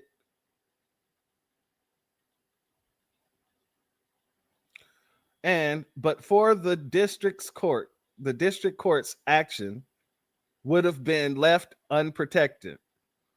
So if it wasn't for the courts, she would have been left unprotected. Okay. And her mother comes to us still and says, what's happening now? This is definitely written by an illegal or somebody whose English is not their first language. What's the status today? Still concerned about how this is going to affect your child. Whether a child's going to have access to health care, to education. Wouldn't your child have access to all of that if you just went on home? Just a question. Just a simple question. These are the very real concerns they're living with. So she waited to have her baby until she got here. And then when Trump executive order took effect, she had her baby. And she's wondering whether or not she's going to be able to get health care and education for the baby. That sounds like birth tourism to me. I'm just putting it all together. And now with the ever-present threat of immigration enforcement, registration required even for children, that's the threat they're facing. Yeah, this person definitely, English is not their first language. Even though under over a century of law, it's clearly established that they're U.S. citizens. No. A century of court law has established that every illegal has the right to due process. Birthright citizenship was never extended and has never been extended to anyone outside of foundational Black Americans, according to any case that I've read. I have not come across a Supreme Court case that talks about birthright citizenship where it's blatantly or blindly giving out the birthright citizenship to that person. What they do have access to, which is a part of the 14th Amendment, is the due process, equal due process. So that means when they come here, they can't just be tossed out without being processed. However, when you don't go to your quote unquote asylum hearing, when you're quote unquote claiming asylum, you don't get due process after that because you refuse to show up for your due process. Now, I'm not going to let you folks sit here and just continuously lie about this situation because people don't understand what's been going on in the courts. But not once have I seen are read, any case, any statute that blindly gave birthright citizenship to any and everybody who drop a baby on this soil.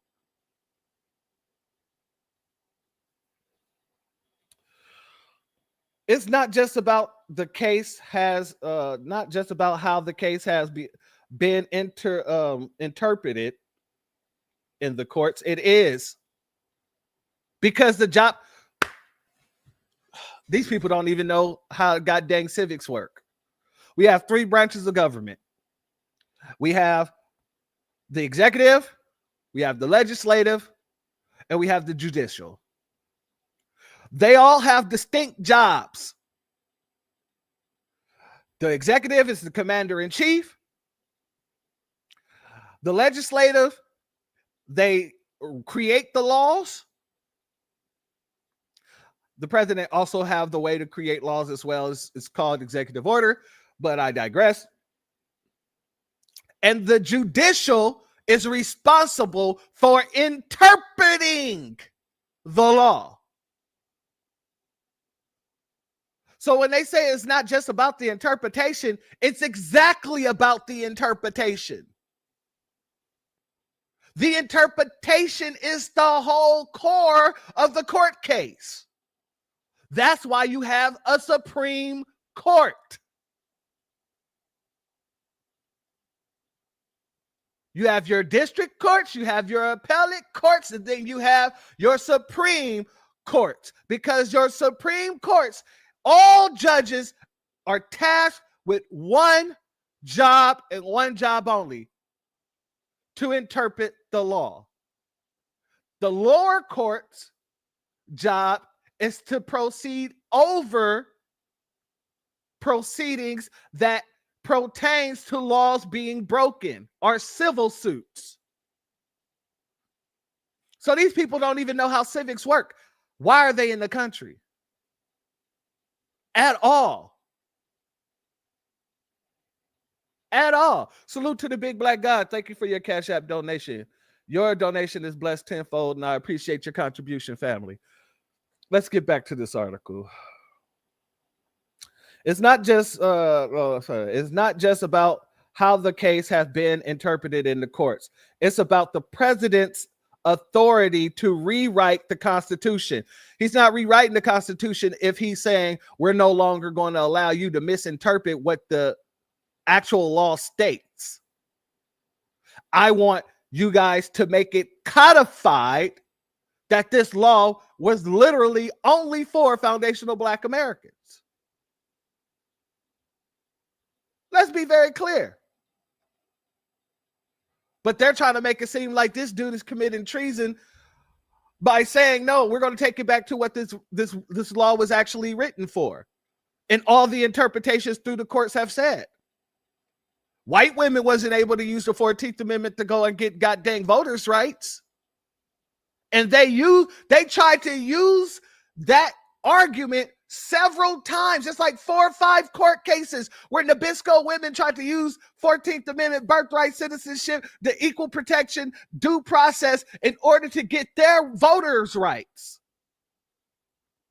And they were denied every single time, with the interpretation of the court stating that this was not what this was meant for. This was meant to protect the citizenship of the descendants of slaves. Salute Astarte Jones. Thank you for being here, family. Let's get here. We're going to finish this up real quick. The president has a massive authority, but what he does not have is authority to rewrite the Constitution, to change things that he doesn't like. And that's what we're here to do, is to ensure the rule of law. No, the rule of law is actually taking place right now, and y'all just don't like it. To ensure that the president is not permitted to overstep the boundaries that he's confined with by the rule of law, which are central to our democracy. Nick Brown is Washington State's Attorney General. We're talking about overturning the fundamental understanding of what it means to be an American in this country. No, the hell we're not. And for you to say that, I can see that you most likely come from an immigrant background yourself there. Definitely can see that. Oh, yeah. Let me see. And what it has meant since the 14th Amendment and what the Supreme Court has said time and time again of what the birthright citizenship clause when it was passed with the 14th Amendment. Okay, so basically what you're saying is that you want everybody to agree with what the courts have said since its inception. Well, what the courts have said since its inception is that it was written for the slaves and their descendants. So I guess we're in agreement. Salute to Marvin C. Thank you for being here, my brother. We're also talking about the the lives and identities of citizens of this country. Nope, they're not citizens. If they were, they wouldn't be getting kicked. Who through a stroke of a pen from the president would no longer be citizens in the state of the United States. In the United States. I'm going to be honest with you. I don't think that's how it's going to work. If they agree with Trump, I don't think people would just lose their citizenship. I think moving forward, it would be a situation where you wouldn't get citizenship if you come here to have a baby. Your child wouldn't be a citizen. It'll be the end of birth tourism. That's how I take it to be. But then again, that's up for the courts to determine. And the absurdity and harm. Oh, another reason why I don't think that it would mean that, because Justice Thomas, his wife is an immigrant, right? She's Asian. So I don't think that he would be just eliminating off the vert if they did agree with Trump. Where was I? I'm really confident in moving forward that this case and ultimately the Supreme Court will rule in the state's favor. Both sides say the case is likely to be appealed all the way to the Supreme Court. Now, family, these folks are delusional if they think that there's not a good case to get these folks removed. I'm be 100. Let's hear what the justices are saying. His bid to end birthright citizenship is now in the hands of the U.S. Supreme Court. The issue was brought before the justices after several federal judges blocked his efforts to end the policy, ruling it unconstitutional. NBC4's chief political reporter Conan Nolan joins us live now to break it all down. Conan? Basically, Colleen, this is the question. Should a federal court judge, say one in Los Angeles, have the ability to issue an injunction stopping a presidential executive order? And should that injunction apply to the entire nation? That was a question today over President Trump's effort to end birthright citizenship. Concern today from the justices of the U.S. Supreme Court over President Donald. You're absolutely correct, Opal. It's not Thomas I'm thinking about. One of them, I can't remember which one. One of them is married to an Asian woman. But thank you for that clarification. You're right. He is married to a white woman. They used to call her the Great White Knight. Yeah, she works in politics as well. I actually have a whole goddamn documentary on this dude that we're going to do sometime later this month. But yeah, you're absolutely correct. She is a white woman. He divorced his black wife and married a white woman. Donald Trump's reinterpretation of the 14th Amendment regarding birthright citizenship. Solicitor General John Sauer defended the president's executive order stripping citizenship from those born in the United States to undocumented immigrants, and argued that lower courts, which had issued injunctions keeping that order from taking effect, had overstepped their authority. I think what we have are lower courts making snap judgments on the merits that ignore the fundamental principle of the 14th Amendment, that it was about giving citizenship to the children of slaves, not to the children of illegal immigrants. Sauer argued that a federal judge's ruling should not impact the entire nation, but just those individuals who filed suit. But most justices were skeptical. Conservative Justice Brett Kavanaugh was concerned about how this would all work in practice. Would hospital workers in one region be in charge of deciding if a baby was a citizen or not? And would they get a social security number? Justice Sonia Sotomayor saying under the president's argument, even a blatant violation of the Constitution could only be overturned by one lawsuit at a time. Clearly, indisputably unconstitutional act, taking every gun from every citizen. We and the courts have to sit back and wait until every plaintiff whose gun is taken comes into court. This from Justice Elena Kagan. Does every single person that is affected by this EO have to bring their own suit? Justice Ketanji Brown Jackson. Your argument seems to turn our justice system, in my view at least, into a catch me if you can kind of regime where everybody has to have a lawyer and file a lawsuit in order for the government to stop violating people's rights. The government ain't violating people's rights if they don't have the right to be here. That's why. My sister Starte.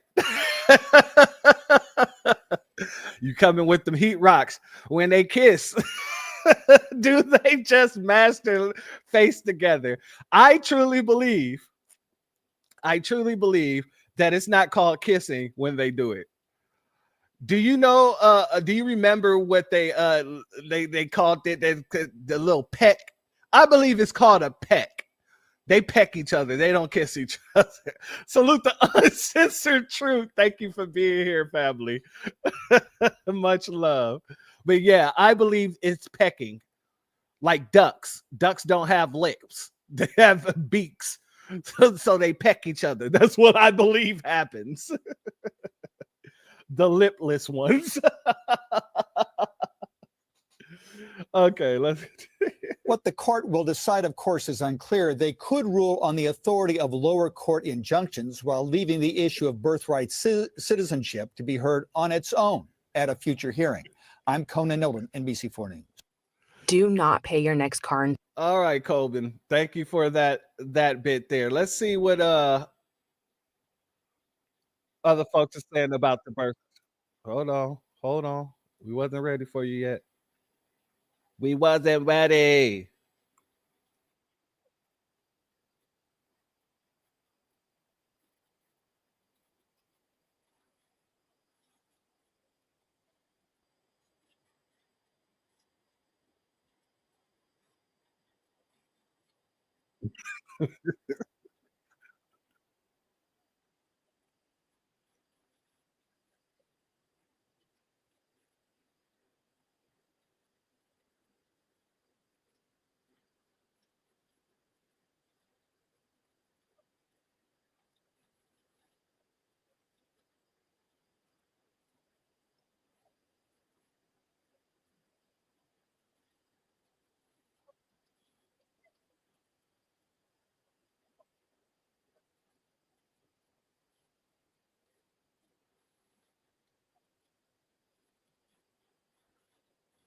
No sound, family.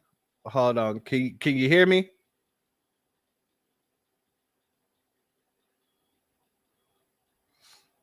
Put a 1 in the chat if you can hear me.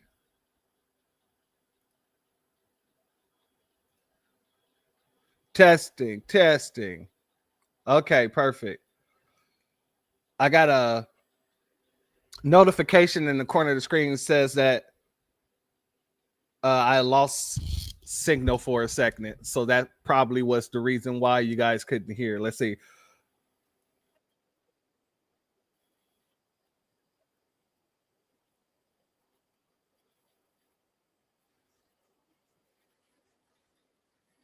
Can you hear the video now?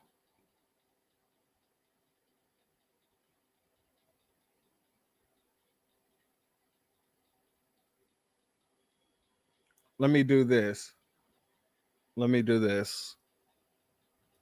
remove the video. Let me stop sharing this here. And let's bring it back up and see if that works.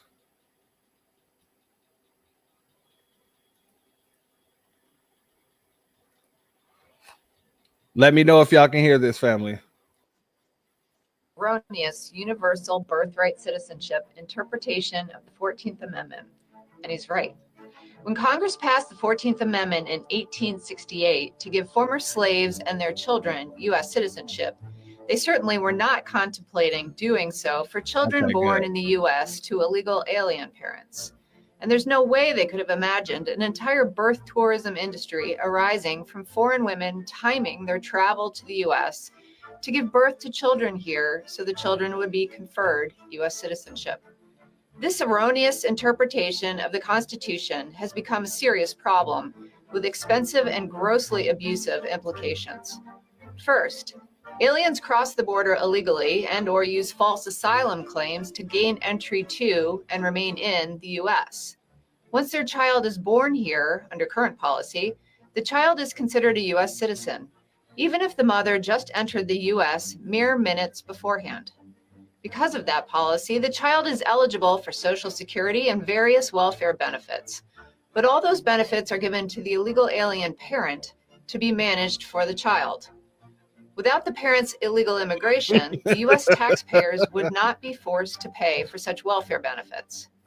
Second, illegal alien parents use birthright citizenship as a shield against their own deportation, arguing that they can't be deported because they have a U.S. citizen child.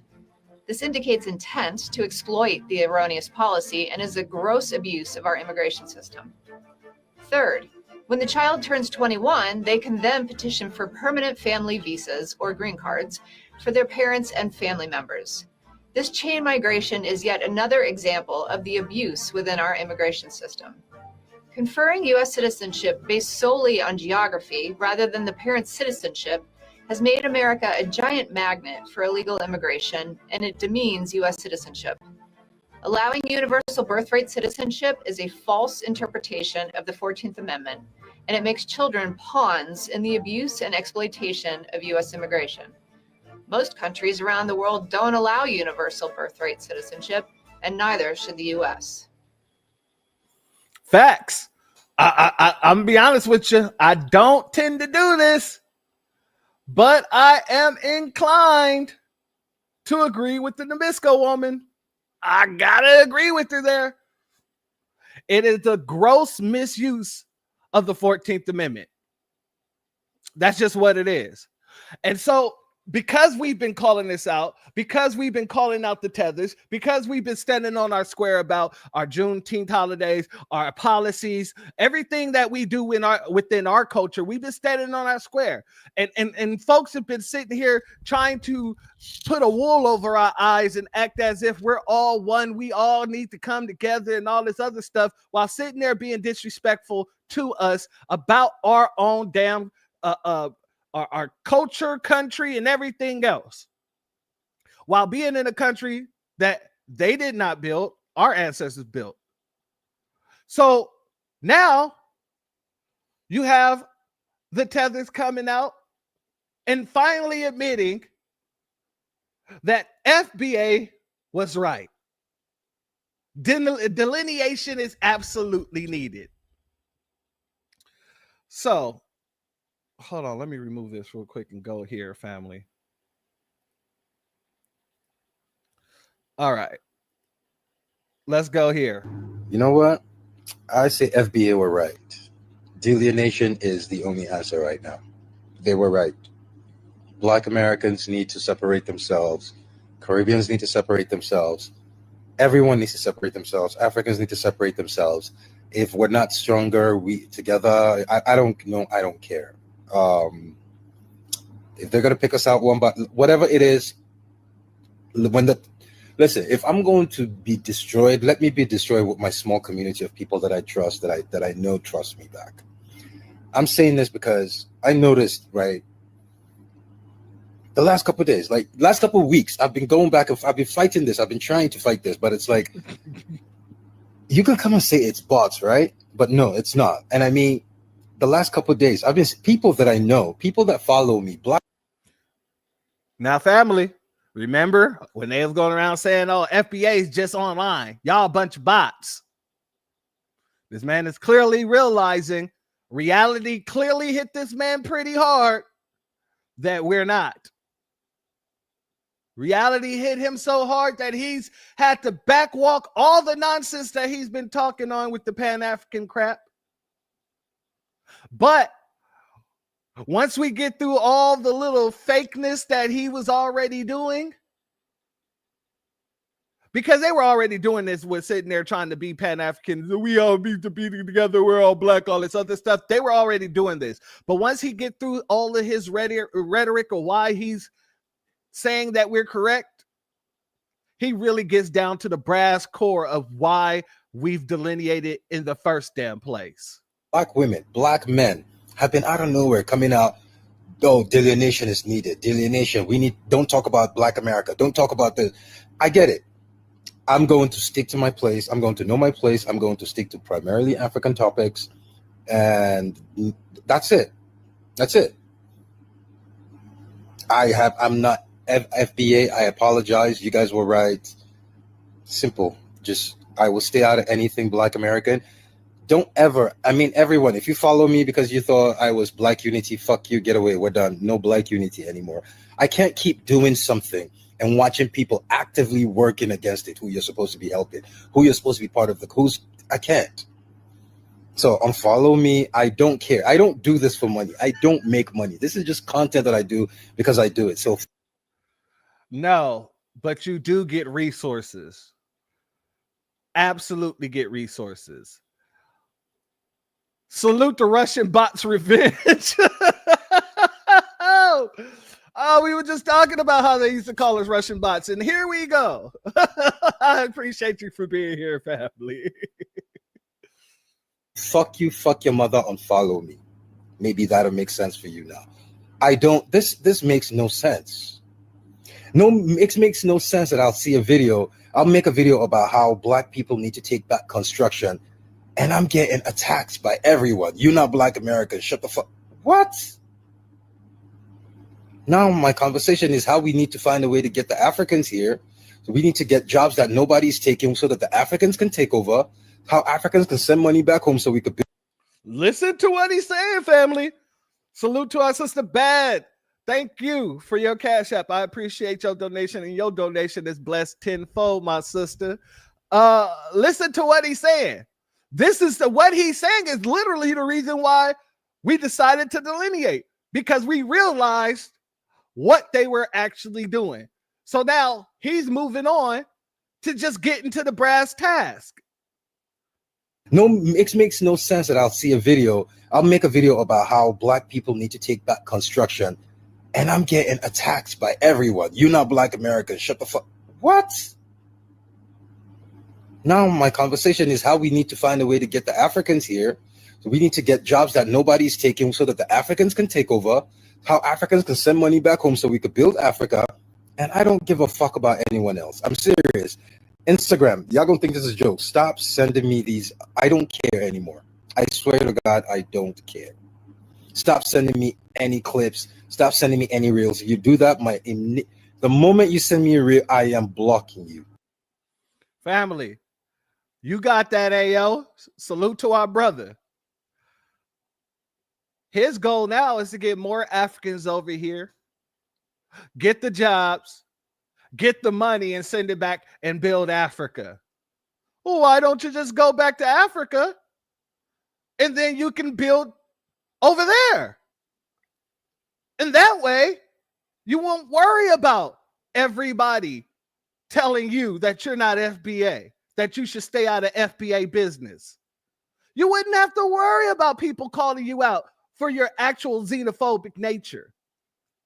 Because that same parasitic nature that you have, my goal is to get Africans here, get them the jobs, get the money, and go build Africa. That's parasitic.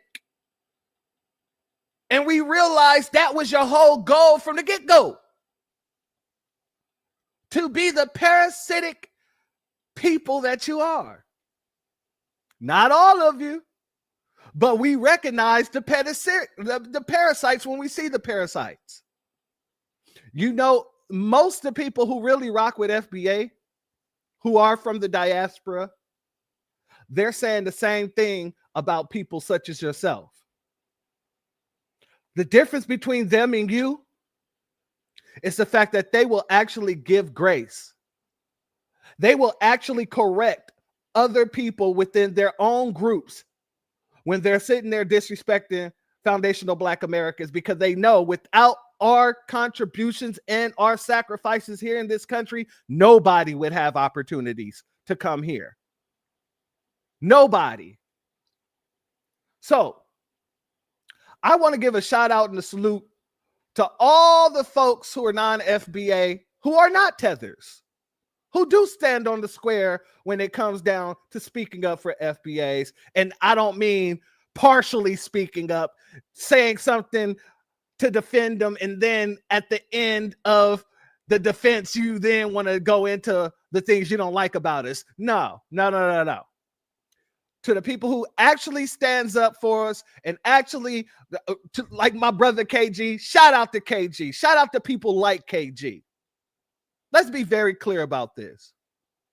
I want to make sure we're very clear about that.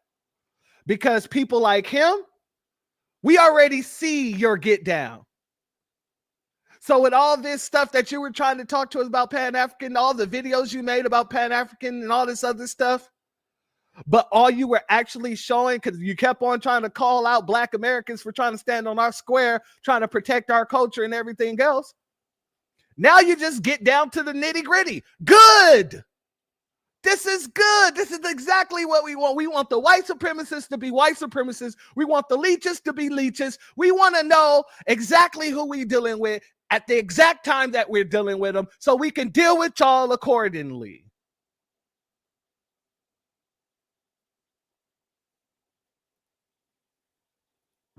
I don't care anymore. Delineation is what's needed. You win. This is FBA town.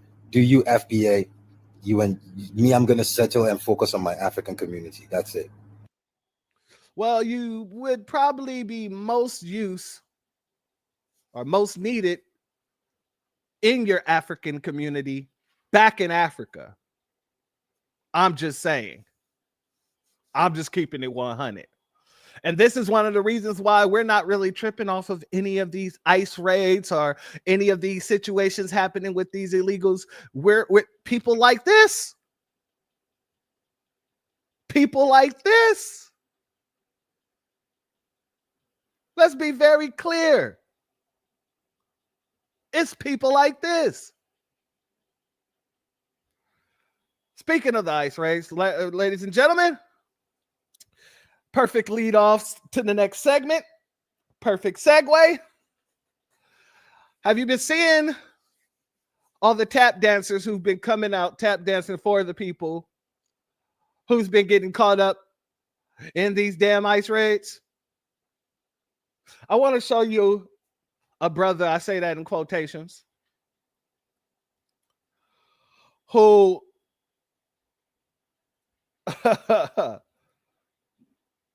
tried to give a warning, per se, who tried to give a warning to the illegals when he saw ICE pull up in his town. I feel people need to stop with the warnings, but okay, let's just go there.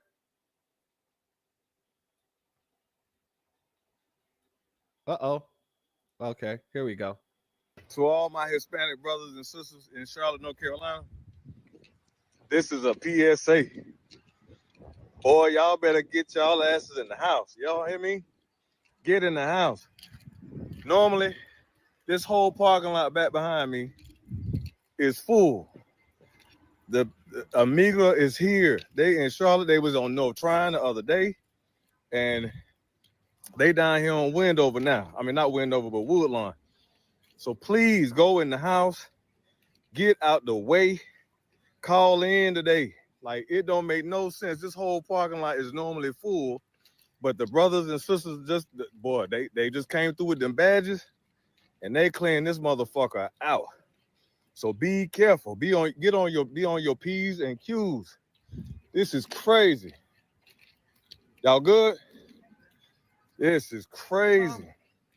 So if you ain't got your paperwork, they coming. They in Charlotte. I'm telling you, they going from work site to work site. So be careful, for real.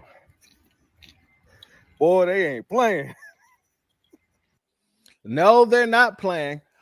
My family, Mia Kim, she says, ICE been putting in that work in Cali. ICE, baby. Yeah, but not just in Cali.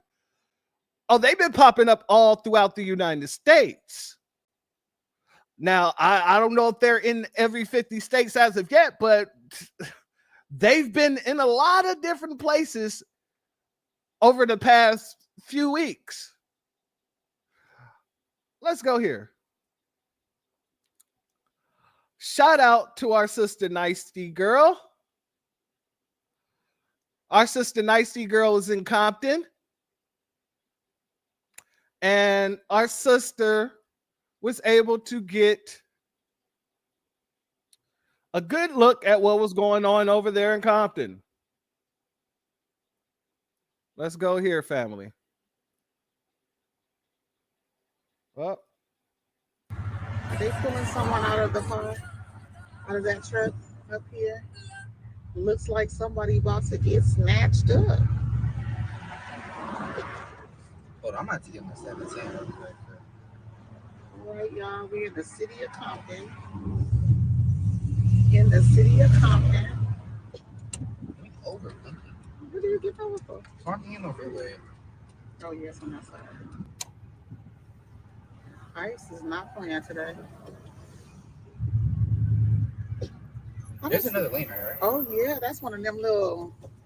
No, it's not. Well, kinda.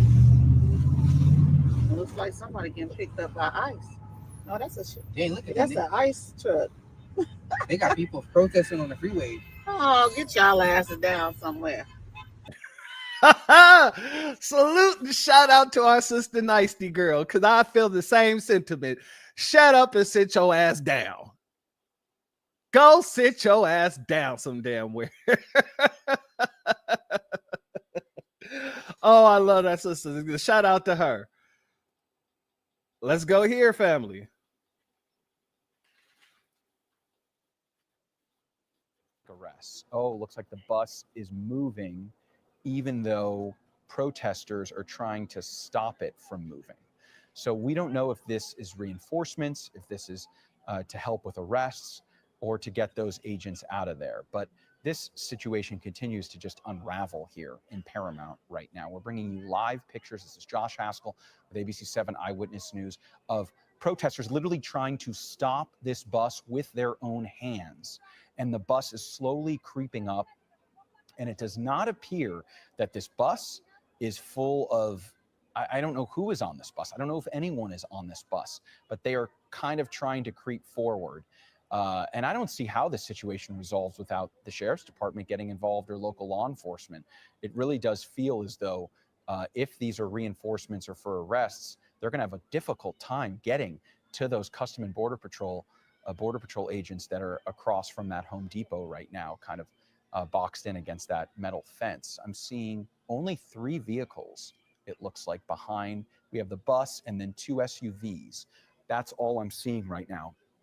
In order for them to access where all of this is playing out right now, where our ground camera is, they're going to have to get through these protesters. 2 of those SUVs are now essentially going around this.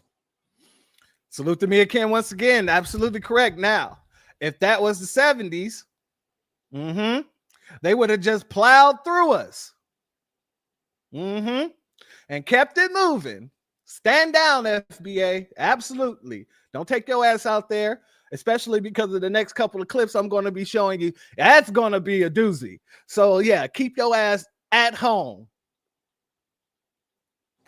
These protesters, this really could turn extremely ugly right now. I'm seeing one of the doors open on one of those vehicles.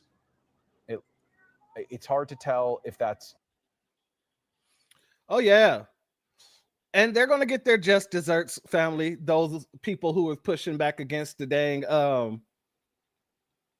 against the bus.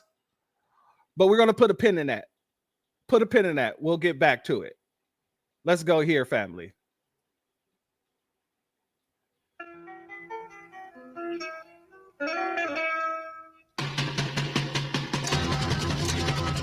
see in your tail, and I won't get into there.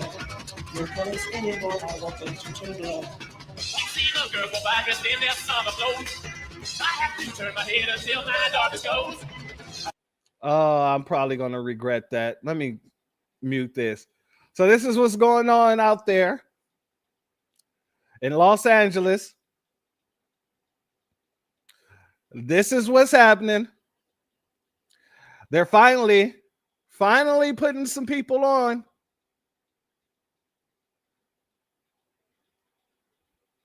Let's go here. Outside the LA headquarters of ICE. NBC News political and national correspondent Jacob Soboroff is there, and he joins us now. Jacob, I just got a text, breaking news notification in the New York Times about this protest, which seems to be quite large. What's going on? Let me show you, Chris. So these are two protests converging at the same time here. I want to show you this one that's coming from the Metropolitan Detention Center, which is the jail that is run by the federal government, the county and the federal government downtown LA. It's converging with this protest that's coming over here. Scott Killian, why don't you walk with me? Chris, what happened here today in Los Angeles, I think, is the worst nightmare for so many people who live here. You know, Los Angeles is a largely so-called minority majority city. There are just as many people of color here as there are white people. In fact, Yes, Opal. Yes, you're jumping ahead of me, sister. You're jumping ahead of me. Put a pin in this. Democrat mayor in Los Angeles, Karen Bass, instructed the LAPD not to assist ICE officers in apprehending and assisting in rounding up the illegal criminals. Put a pin in this, okay? Put a pin in this. 10% of the population of Los Angeles County, which is one of the largest counties, the largest by population in the United States, is undocumented. There could be as many as 1 million undocumented people who live here in Los Angeles. And what you saw today, and what all of these people are protesting, is large-scale immigration enforcement raids. What you're looking at on the left-hand side of your screen is this protest from the sky. The helicopters are directly above me. I'm sorry for the noise, but you saw tactical officers on things like Bearcat vehicles, flashbang grenades on the city streets of Los Angeles, which largely felt like, as some people described in local media, that the military was on the streets of Los Angeles. Historically, the Los Angeles Police Department does not cooperate with immigration enforcement efforts. The Los Angeles County Sheriff's Department does not cooperate with immigration enforcement efforts. But when you have got ICE in Los Angeles showing up reportedly at Home Depot, where many undocumented people go to get work as day laborers, you know the National Day Labor Organizing Network well. Many of those people responded in the wake of the fires here in Los Angeles. When you've got ICE showing up outside of places like schools, it quite literally is striking fear into the heart of people all throughout this community. And it is, I think it's fair to say, the worst fear of so many people here who live in Los Angeles and who have heard President Trump threaten that they would do this. But when this day comes on a Friday morning, it stretches into a Friday afternoon, people in Los Angeles are mobilizing and they are very upset. You have Cheerleader, one of the big NGOs here that fights on behalf of immigrant rights. Everybody is out today because obviously this is not to be tolerated by these folks here on the streets of Los Angeles, Chris. Yeah, and just to be clear here, my understanding of these raids today, these were just workplace. It wasn't like there was some list of people who they suspected were dangerous or guilty of crimes. These were, we've seen more and more of these basically workplace raids, like show up to a place where people are employed and doing a job and go in, right? That was my understanding of what these raids were today. That's exactly right. There's one was in the fashion district here, just around the corner on Alameda Street, down Alameda Street in downtown Los Angeles. Another one of them was basically anybody knows MacArthur Park at a Home Depot near MacArthur Park. But the big worry here, obviously, is these collateral arrests. And we have heard statements now from the Los Angeles Unified School District, from the Los Angeles Police Department, from the mayor of Los Angeles, from all many of the 15 members of the Los Angeles City Council, basically condemning these raids because of what they do to the ordinary person in Los Angeles, which is instill a massive amount of fear. I was talking to a young woman just a few minutes ago who I lost her in the crowd, but her name was Erica Perez. She said her mother was just deported earlier in the week after she, Erica Perez, has been a firefighter for Cal Fire, responding to some of the wildfires, not here in LA, but in other places across LA. The bottom line is, undocumented people are in every facet of life here in Los Angeles. They are our neighbors, they're our coworkers, they're in our schools. And when something like this happens today, look at these signs. I just want to show you real quick. Scott, come over here. This is the message, and this is what they're worried about. Get ICE out of our schools and our communities, because that is the worst fear. As I said, at the risk of repeating myself, of so many people in the city of Los Angeles. This is, like I said, probably, in terms of the images and the feelings people are feeling, maybe not reminiscent of the time of many living young undocumented people in Los Angeles, and very scary for so many of them. I don't know why you scared. If they wasn't undocumented, they wouldn't have to be scared either. See, a lot of these folks, and here's another question too. They said over 1 million undocumented migrants stay in Los Angeles. You got to ask a question. Why? How?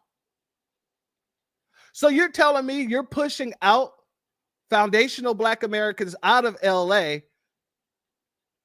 who can't afford the rent anymore to let in a bunch of people who are undocumented to live there? That is deliberate. That's systemic. That is systemic. He says more like 30 million. They give us numbers, and those numbers always tend to change, so I wouldn't doubt. I need to look up exactly how many people was Los Angeles population. But yeah, what that is systemic. They're systemically pushing out foundational Black Americans in order to give, I guess, seniority to the illegals. Okay, that's fine. Let's go here.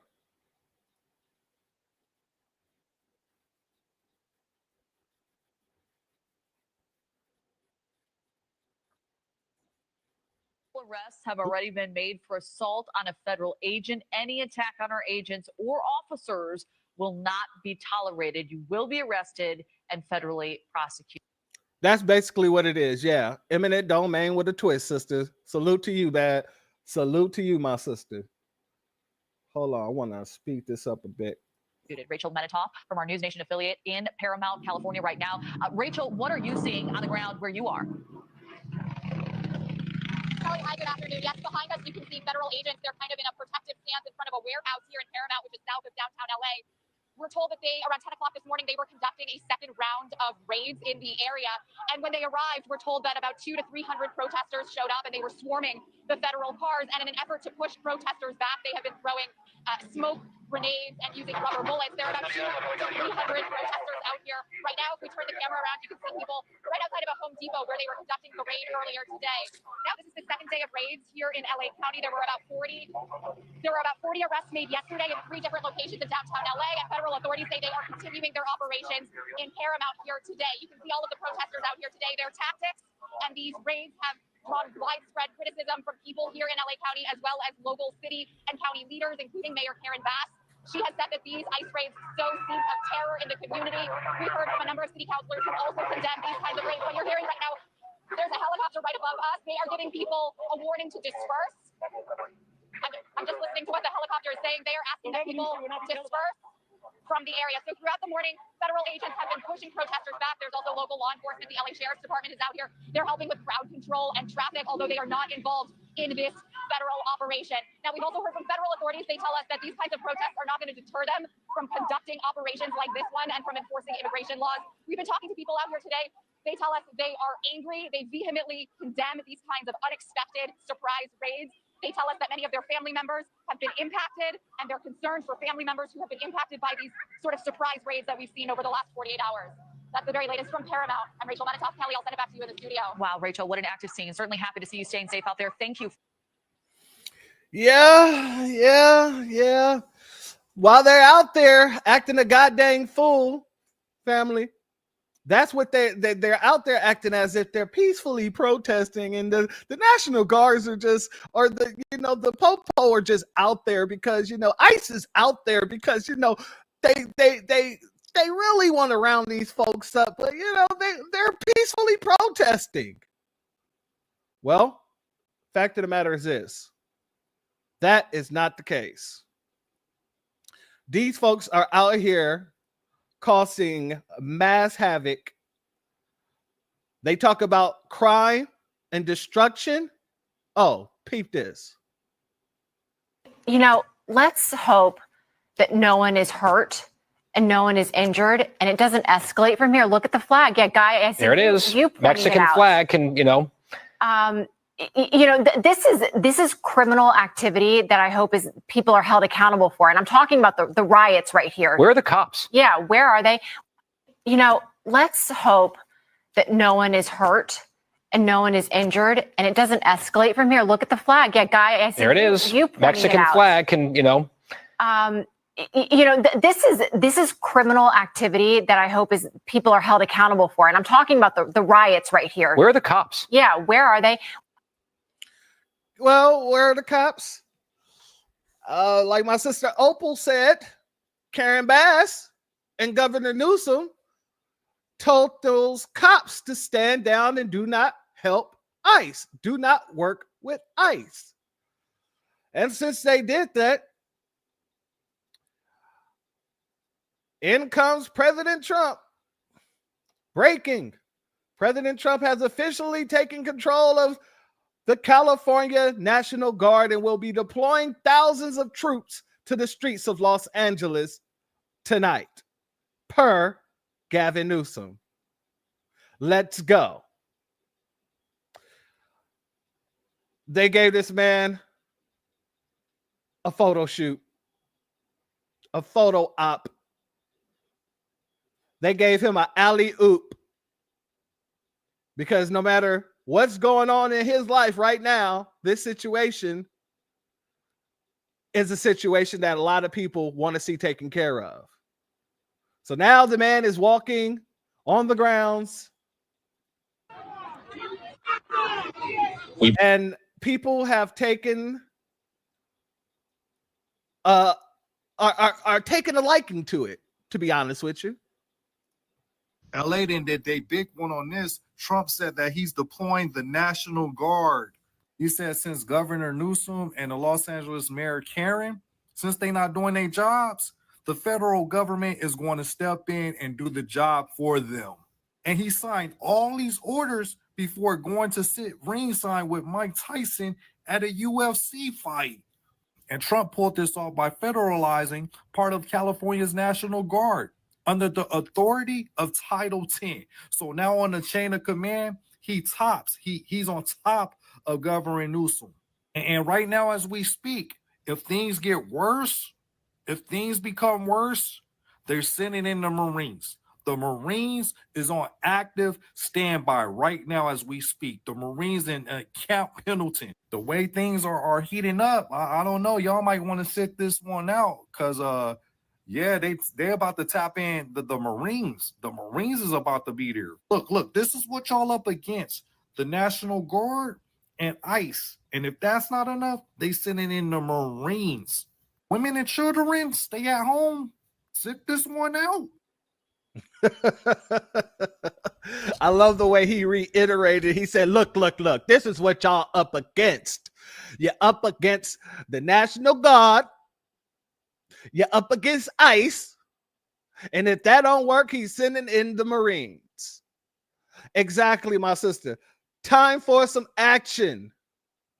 And trust me, the action, it got popping. It got popping. Let me do this real quick. Let's go here. They're trying to tug on people's heartstrings because they know that the actions have gotten popping. Everything has started getting popping. Hold on. Personally, I want to do whatever I can to, like, I obviously want to tell my story, but my dad always taught me to be humble, and my dad always taught me to put other people first.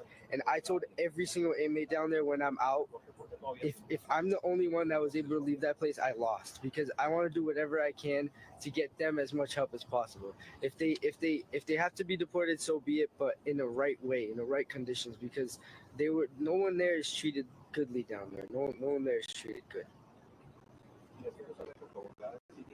Oh, they definitely got to go. And there is no right conditions. Nobody care about the conditions of foundational Black Americans when we're in prison. Nobody has gone to any of the prisons, private prisons nonetheless, and checked out the conditions in which we live in. No one. So save it. Save it. This she is an alderman in Chicago. And she's basically sitting here congratulating people, patting them on the back for standing up to the feds. I want to speak to every individual that's watching today. But before I do that, I want to thank every organizer, every IPO member, every attorney, every neighbor, organizations like OPAD, ISER, Palenque, LSNA, who showed up today to protect our neighbors, who showed up today to protect our families. Thank you for putting your bodies on the line to make sure that we can keep families together. But to the individuals that are watching, don't let that fascist man that sits in the Oval Office convince you that he's only deporting criminals. Don't let that manipulative man convince you that we are better without the people that he is kidnapping from our city. Do not let the White House convince you that we are safer because of what he is doing. In fact, what he is doing is putting our communities at the most risk. He is leaving behind children. He is separating families. He is taking away providers. He is taking away organizers from our community. The people that showed up today, they showed up in good faith. They showed up with cases. They showed up with attorneys. They showed up with every single law on their side to show that they went back home to their families and they were kidnapped today by ICE. Do not let anyone else convince you otherwise. Many of those people already had orders of removal. So if you already have an order of removal and then you go to court with a lawyer or anything else, that doesn't stop them from being able to deport you. As I already stated, many of these people claim that they need asylum, but then their asylum case comes up and they don't go. That makes you delinquent to the court, which means an order of removal will be put upon you. If a regular citizen has a court date set up and you don't go to court, what happens? A warrant gets put out for your arrest. So don't sit here and act as if just showing up to court with a lawyer should be enough. No, if you already had an order of removal, none of that matters. For everyone who's watching who may know a neighbor or a relative who may receive a text message to show up to an appointment, they may have come from this nonprofit organization doing millions of kidnapping people. Remind them that they have elected officials who will ensure that we shut it down. That we will demand our mayor and every single department in the city of Chicago to find where they are renting, we will shut them down. Because in the city of Chicago, there are elected officials who wish to keep you safe. Despite that man that's in the Oval Office, you have local elected officials that work. They'll put our bodies on the line to keep you safe. Those individuals that showed up today, they're kidnappers. We can't call them anything else. So they'll put their bodies on the line and they'll fight for a bunch of non-citizens without a problem. When did these aldermen, or when did, show me a time that this alderman specifically actually fought for the black constituents in her district? I'm willing to bet you a ham sandwich. I don't eat pork, but I'll find somebody to go make one for you. If somebody can bring me an instance where she has, I'm pretty sure she's never had. And I'm also willing to bet you a turkey sandwich on top of that ham sandwich that most of the people in her community are all illegals. They rob families of their mothers, they rob families of their siblings, they rob families of their fathers. The image that will forever be ingrained in my head will be the women in handcuffs crying, begging their families to help. The fathers who were taken out of that building crying, begging for us to help. And so we will do just that. We will not rest until we ensure that we demand for their release. We have every right to be here. And until ICE and all these organizations understand Chicago is not the place to come. We won't let it happen. It happened in Minneapolis yesterday. They tried it here today. It won't happen again. It is my honor. It's their right to be here. People who broke into the country illegally, it's their right to be here. Someone in many cases with Don't vote against your own interest. Don't vote against the best interest of your lineage. That's why I didn't vote for Skamala. Absolutely. Skamala. Salute my sister. No pork on my fork. You absolutely right. She's probably a tether. It looks like she's from that community. It looks like she's from the illegal community, to be honest with you. Church, I'll raise you a ribeye steak sandwich on that. I feel it, brother. I feel it.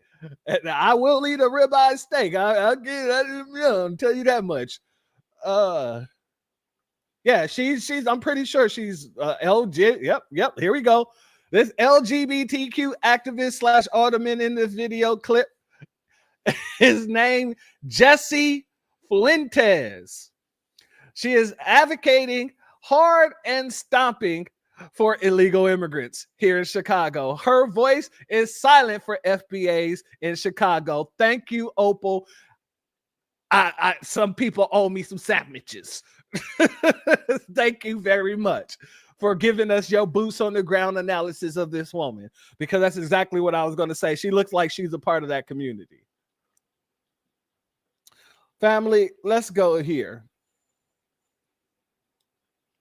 Because as I stated before, they're starting to get people to come out to try and tug on your heartstrings. To try and come out and tug on your heartstrings. But I'm going to be honest with you, family. I have no remorse for these people. But let me get you, hold on. Let me get here. What happened? Hold up. Trying to play with me here. All right, there we go. Let's bring this up. Let's hear what this family has to say. Honorable Judge, stop the deportation of our parents, Esvin Juarez and Rosemary Miranda, who are beneficiaries of the U visa application, which DHS has found to be bona fide, and allows them to have their deportation deferred and remain in the U.S. waiting to be residents of this country. The ICE office in Orlando on Friday, May 30th of 2025, told us that they had ignored their pending work authorization. This is facts. Did you know that the illegals are raising the alphabet community's quotas here in America? Absolutely. That's why a lot of them were coming over here, especially when they were paying for gender reassignment. Oh yeah, they was definitely coming over here trying to rush their way in here for that. Absolutely, my brother. Good point. Based on the U visa, and they're scheduled for deportation this week. Our names and ages are Beverly Juarez, 21. Cesar Juarez, age 15. Josue Juarez, age 13. I don't want to be left alone without a guardian or parent, because without them, I'm like nothing. I'm weak, and like I don't have anything to like talk to anyone to talk to. My name is Valerie Juarez. I'm age 9. We need our parents. Please don't report them. We need them really bad because we can't do anything without them.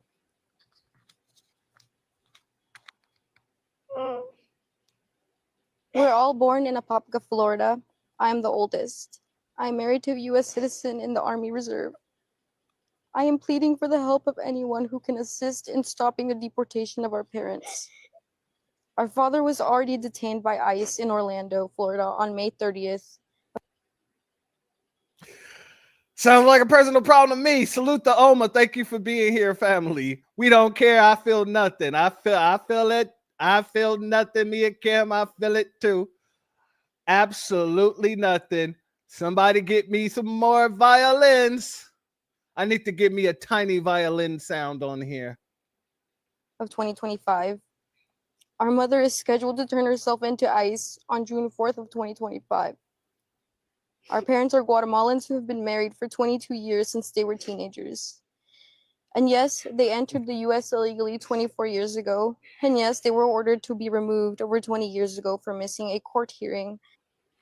So all these people are literally proving my point. Yes, they've been here for over 20 years. Yes, they have an order of being removed for missing a court hearing. But please don't make the phone call. Please don't say, I don't want to be here without my mom because I don't have nobody to talk to. Huh. But through their hard work, they have achieved the American dream. His company has 10 employees, and my father paid. The man has a company with 10 employees and been here for 20 years, ducking an immigration court.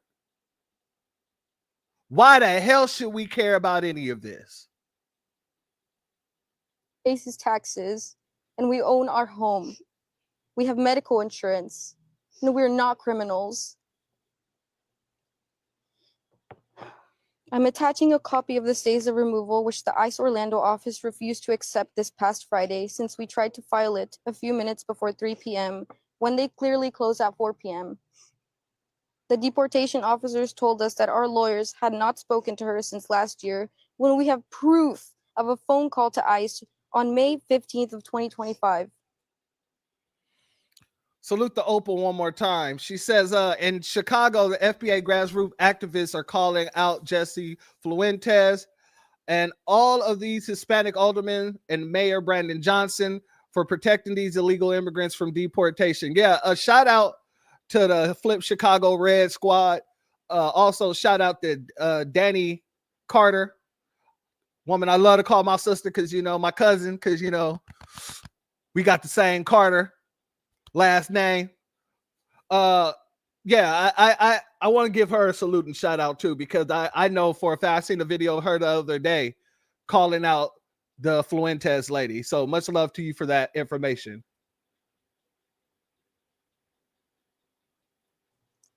The applications to stay their deportations were filed on Monday, June 2nd, 2025, and denied by Christine J. On behalf of my siblings, We are not criminals. Please let our parents stay. You're not criminals. Your parents are. So, you know, to be honest with you, you can go with them. Y'all don't have to stay here until you're old enough to stay. You're 21, not a problem. But the children, they can go with their parents or they can stay with their sister. Should I be feeling a type of way? No, I don't feel anything. And also, the model minority is finding out as well. Let's go here. All right, stay.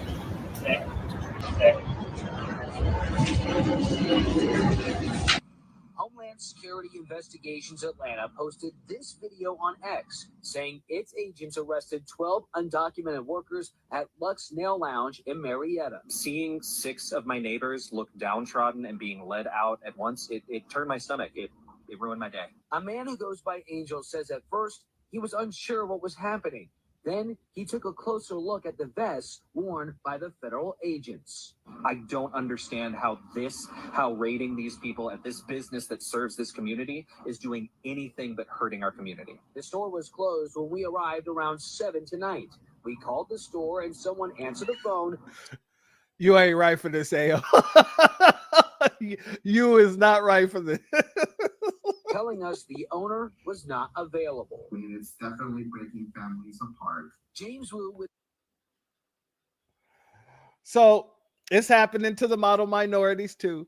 And I feel absolutely, positively nothing. Yes.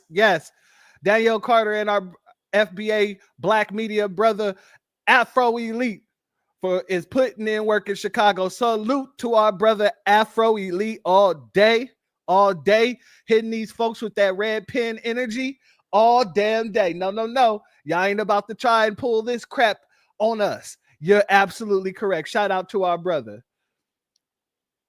Family, you know why I don't have any remorse? I feel nothing for them. Nothing for any one of them that's going through this. Because when we go through it, it's usually them who's participating in doing these type of things to us. It's usually them who's sitting there talking stuff about us. Let me go here. This Hispanic officer didn't care about separating the mother from her child. So why the hell should I care about any of y'all? Hold up. Let me go ahead, redo that page here. Hands out the window. Why you got a gun in me? I'm fixing to shoot you. Get your hands out the window. Get out. Put your hands in the kitchen, car. Why are you grabbing on me like this? Why are you grabbing on me like this?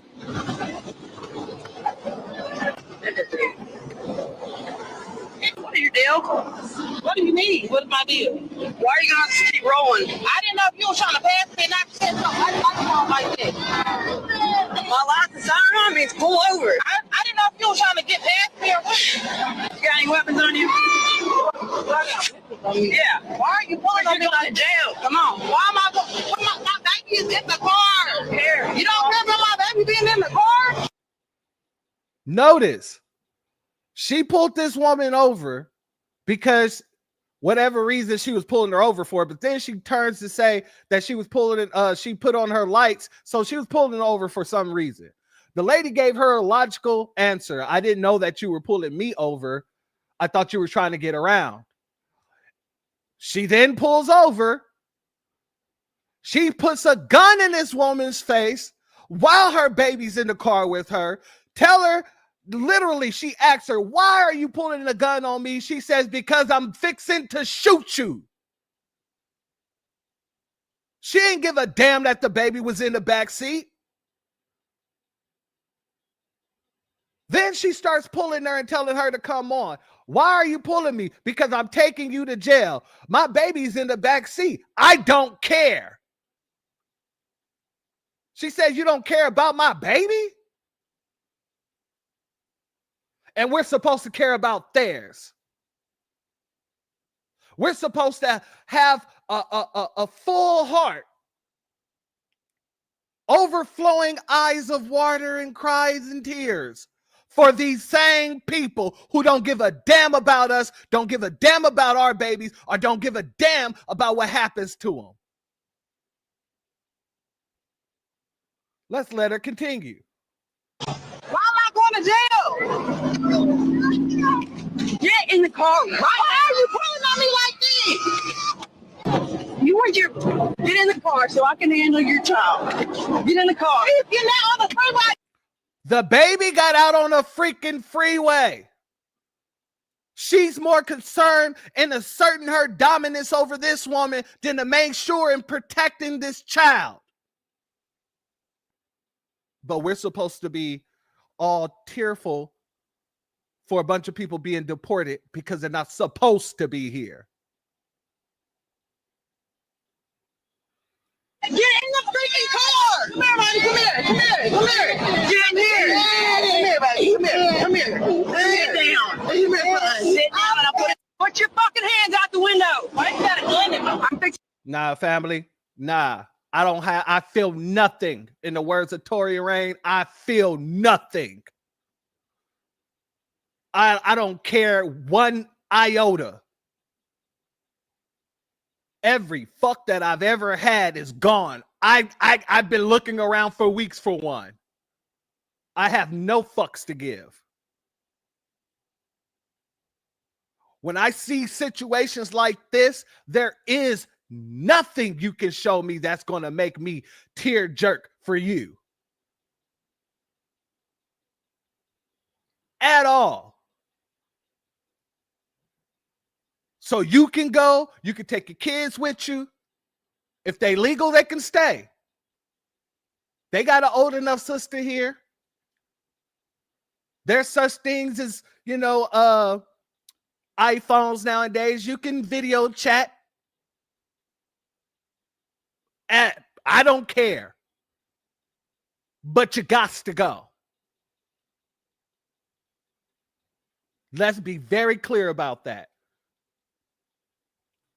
And I can't speak for all of you, family, but I'm going to assume you guys feel the same way I feel about it. Take your ass on. Exactly. Exactly.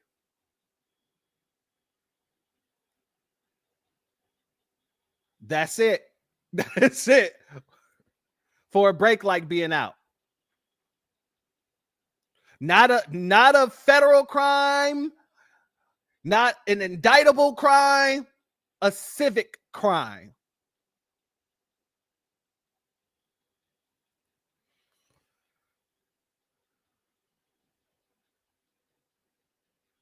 You're right. They need to stay as a family. So everybody should just go. I agree with you 100-fold, Wild Williams. Shout out to you and thank you for being here. If I didn't thank you for being here before. Let's go here, family.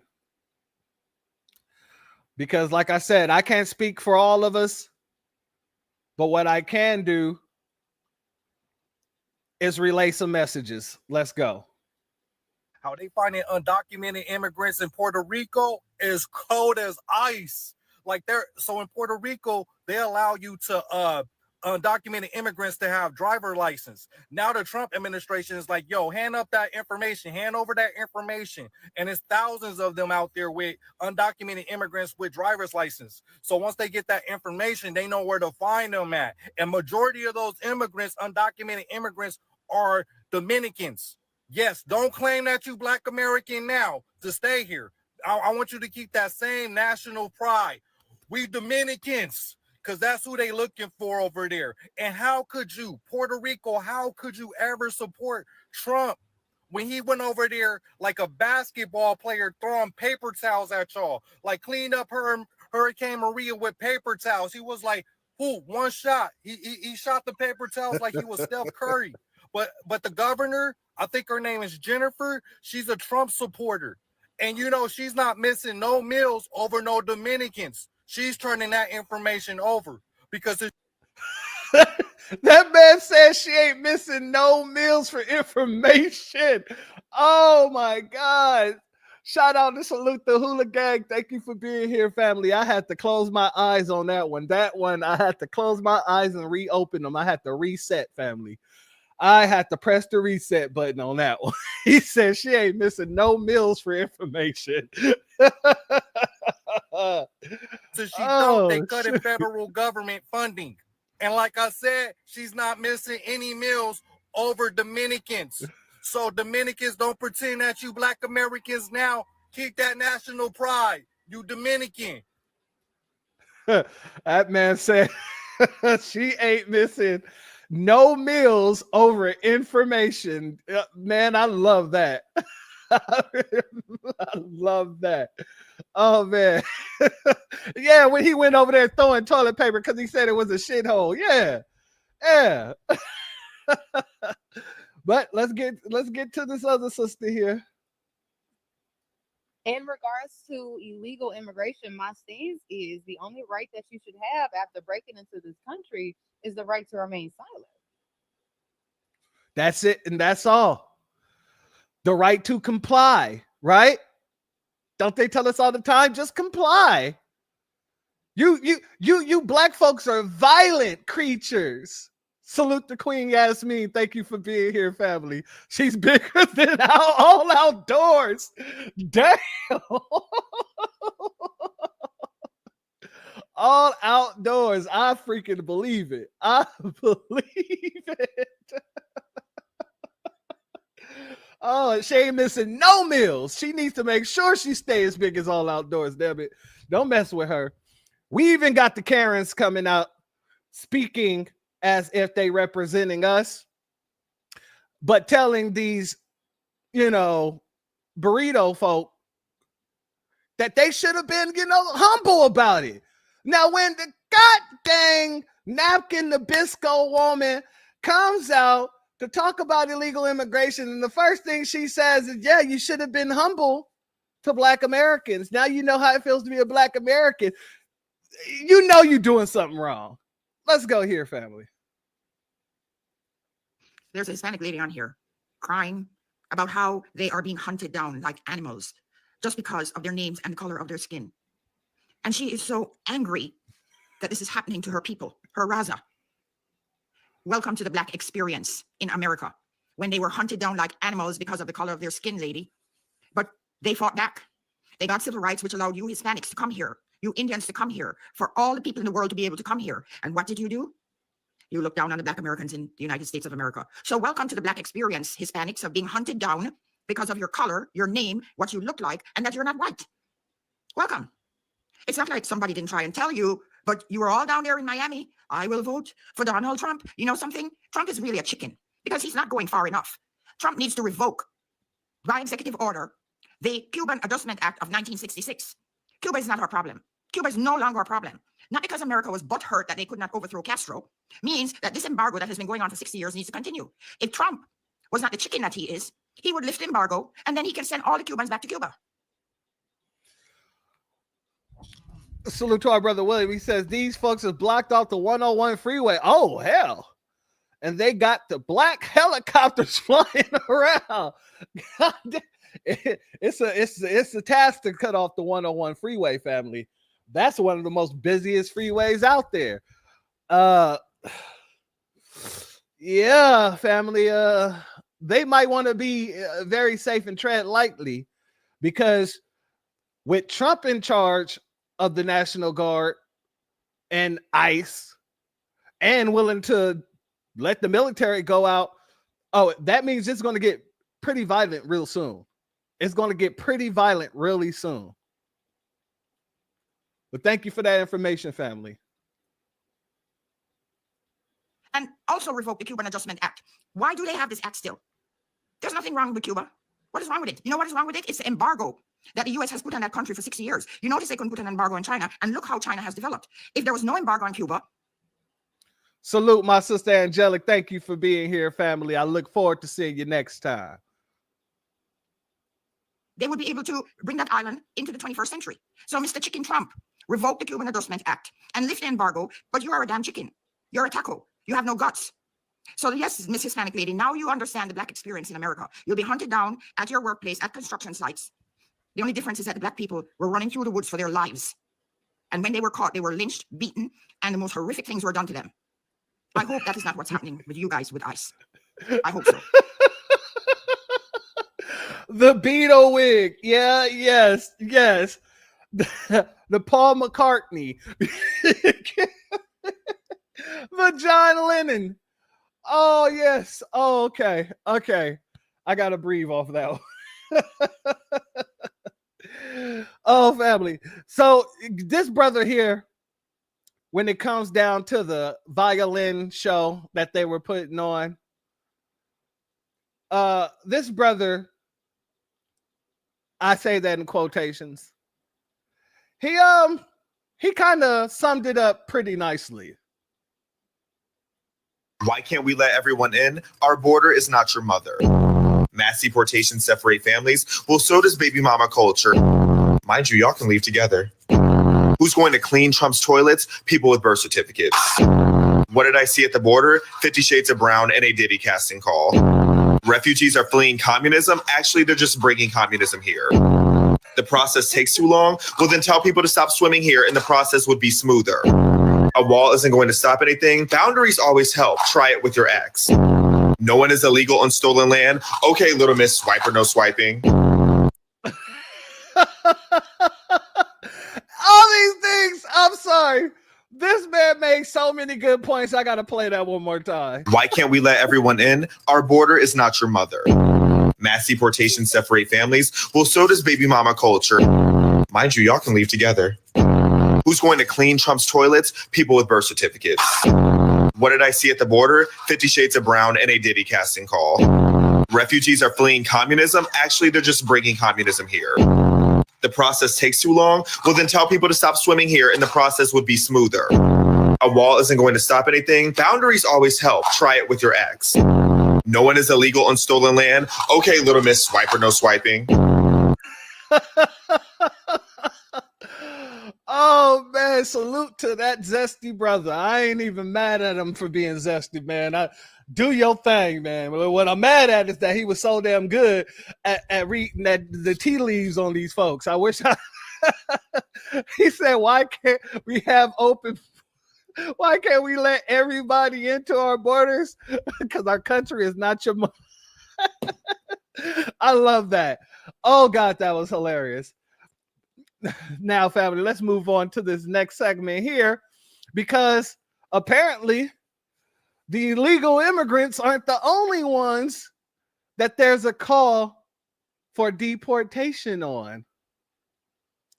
In case you ain't seen what's been going on in the past few days, family, your boy Elon Musk and Donald Trump has been going neck to neck. You know, Jason Black called this out months ago. He said exactly what was going to happen. And I agreed with him because I already understood two egotistical people, especially when you're rich, egotistical. You're not going to be able to get along for too long. Somebody has to be the dominant. Somebody has to steer the ship. There can't be two captains. That's why you have a captain and you have a navigator. The navigator navigates, the captain steers the ship. Well, what happens when you have two egotistical chumps who want to steer the ship at the same time? Both have both hands on the steering wheel, and each one of them is trying to turn a certain way. Well, that ship is not only going to go off course, but 9 times over the 10, that ship is going to completely flip. So let's get into some of this Elon Musk situation now. Thank you, Matthew. Donald Trump and Elon Musk's once close relationship has imploded in the most dramatic fashion. Today, the president of the United States and the world's richest man traded jabs. Trump said he was very disappointed in Musk and threatened to cut off Musk's government contracts, to which Musk said without him, Trump would have lost the election.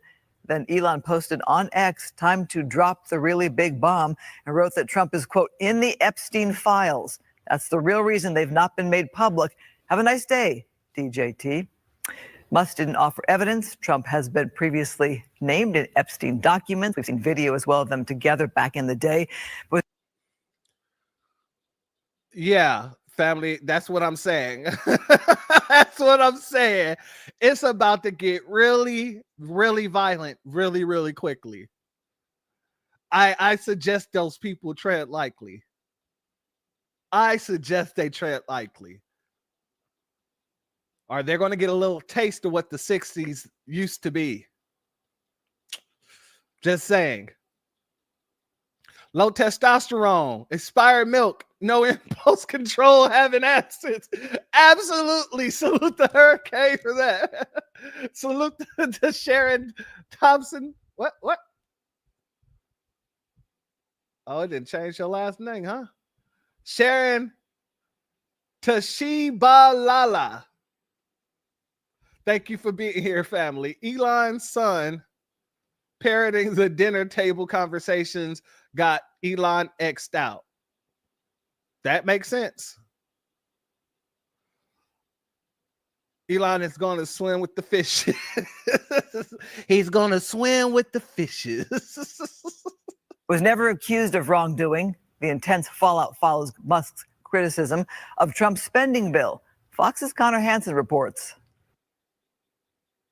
I'm very disappointed in Elon. I've helped Elon a lot. The battle over President Trump's big, beautiful bill is starting to get ugly, firing off a series of posts on his social media platform in real time while Trump was talking Thursday. Elon Musk is urging Republicans to, quote, ditch the mountain of disgusting pork in the bill.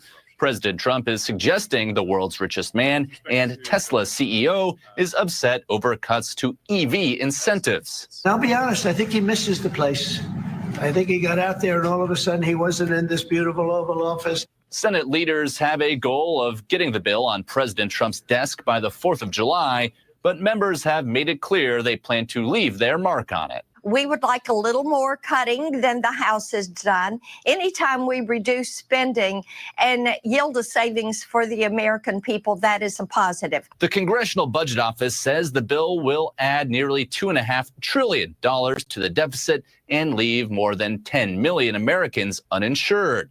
But President Trump lashing out in another post saying there's an easier way to cut billions and billions from the budget by terminating Elon's government contracts. Democrats are still united against the bill, meaning Republicans can only afford to have 3 GOP senators vote no.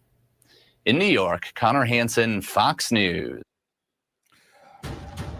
And what's the real reason? I'm going to be honest with you, because they're cutting the whole EV credit for electric vehicles and things like that. So that's why I really feel like Elon got pissed off, because that's his bread and butter. Plus, he gets tax credits that he sells, his company sells to other companies for the environmental credits or whatever. So all that's going away. He done made billions of dollars selling those credits alone. So I'm gonna be honest with you. That's what I believe is the real issue. I just saw a black helicopter all black, with cars on the gold stripes. Turn the window. I don't know. That's military. I ain't never seen that's black ops military. I ain't never heard of no helicopter that's all black with a gold stripe on it. That seems like black ops military, my brother. I ain't not gonna lie. Let's get a little bit more context.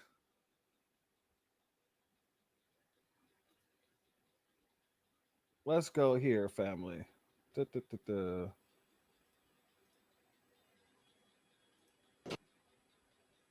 Elon Musk is claiming that President Donald Trump is in the Epstein files. This is the latest in that intense feud playing out on social media between the two. The White House is responding to the claims, calling what Musk said an unfortunate episode. The billionaire and former head of Doge was referring to files that the Attorney General began releasing back in February. They were related to the sex trafficking case against Jeffrey Epstein. Musk claims Trump's involvement is the reason they have not been made public. Earlier this week, Musk criticized spending in the Trump-backed domestic policy bill moving through Congress. Yesterday, Trump said he was disappointed in Musk and later posted on social media that Musk, quote, went crazy. Mounting tension between President Trump and his biggest campaign donor boiling over in the Oval Office and then spilling onto social media. I'm very disappointed in Elon. I've helped Elon a lot. After days of silence, the president responding to billionaire Elon Musk's withering criticism of his so-called big, beautiful spending and tax cut bill during a White House sit-down with the Chancellor of Germany. Elon's upset because we took the EV mandate, and which was a lot of money for electric vehicles. Musk firing back in real time on X. Without me, Trump would have lost the election. The president later seeming to threaten the CEO of Tesla's many federal business deals, writing, "The easiest way to save money in our budget is to terminate Elon's governmental subsidies and contracts." President adding, "Elon was wearing thin. I asked him to leave." Musk called that claim an obvious lie and went further with this claim. Real Donald Trump is in the Epstein files. That is the real reason they have not been made public. Musk offered no evidence, and President Trump has denied any involvement in Epstein's crimes. Overnight, the White House press secretary downplayed the feud, calling it an unfortunate episode from Elon. Elon went back to his companies, and as a businessman, he has a right to speak for his companies. But as president, President Trump has a responsibility to fight for this country. During the back and forth, Tesla stock lost 14% of its value. Congressional Republicans say they're pressing forward with the spending bill, despite Musk's objections. Chris Pallone, NBC News, Washington. Politico reports White House aides have scheduled a phone call with Elon Musk today to try to broker peace between the two men. In Washington, Chris Pallone, NBC News. This morning, family, come to find out, not only,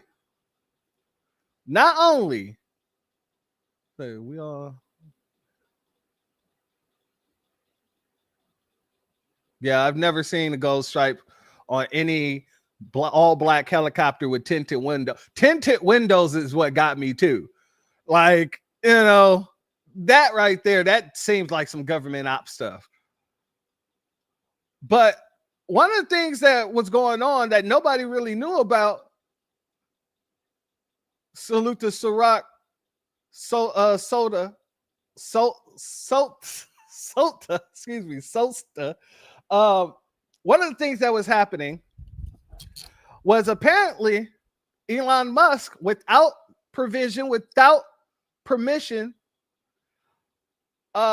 he put up a Starlink wire, I guess, antenna on the White House without talking to Trump or the tech team or anything. Let's go here, leaving them wide open for hackers and all kind of nonsense. Inside the White House, a rooftop satellite quietly went live. No approval, no oversight, just a password-protected portal to space. Musk's Starlink bypassed America's most secure network. Now experts warn, hackers didn't need to break in, they were invited. Is this innovation or infiltration? In a stunning revelation, White House communications experts warned that Elon Musk's Starlink internet installation. That is a great point. That is a great point, Ciroc. Musk knew that DJT was in the file, whatever that means, and stuck around anyway. Great point. Fantastic assessment. Inside the White House complex this year posed serious security risks, warnings that were ignored by Musk's team and allies in the Trump administration. According to a former government official speaking to the Washington Post, the U.S. DOJ service and Musk's representatives installed a Starlink terminal on the roof of the Eisenhower Executive Office building without notifying the White House IT staff responsible for safeguarding sensitive communications. Starlink doesn't require anything. It allows you to transmit data without any kind of record or tracking. White House IT systems have very strong controls on network access. You had to be on a full tunnel VPN at all times. If you are not on the VPN, White House issued devices can't connect to the outside. A Starlink connection lets White House devices bypass secure networks. Slipping through digital backdoors, unmonitored and wide open, warns the former government official. With a Starlink connection, that means White House devices could leave the network and go out through gateways. It's going to help you bypass security. This clandestine setup created a Starlink guest Wi-Fi network that required only a password, no username or second-factor authentication, allowing devices to connect without proper oversight. Normally, White House guest networks have strict controls, including tracked usernames and expiring passwords, while official devices are locked behind full-tunnel VPNs to prevent data leaks. Starlink's satellite connection, however, bypassed these safeguards, enabling data to flow outside monitored networks and potentially opening a backdoor for hackers.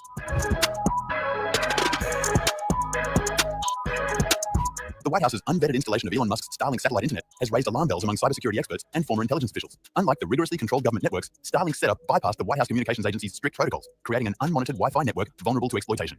Typically, White House devices rely on full-tunnel VPNs that encrypt and log all data transmissions, but Starlink connections require only a simple password with no username or multi-factor authentication.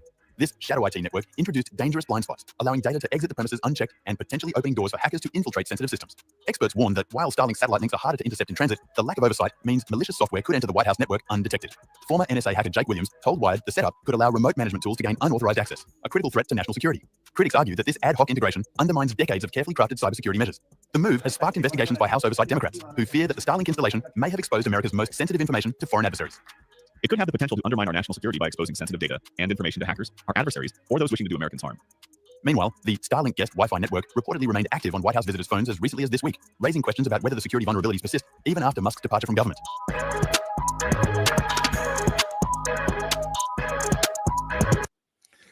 So there's a lot of rift going on in the Magite community. You got a lot of Magites who either are running with Trump or they're defending Elon. Even in Trump's own Truth Social network, his followers are taking up for Elon. Let's go here. Let's go here. Give me 1 second, family.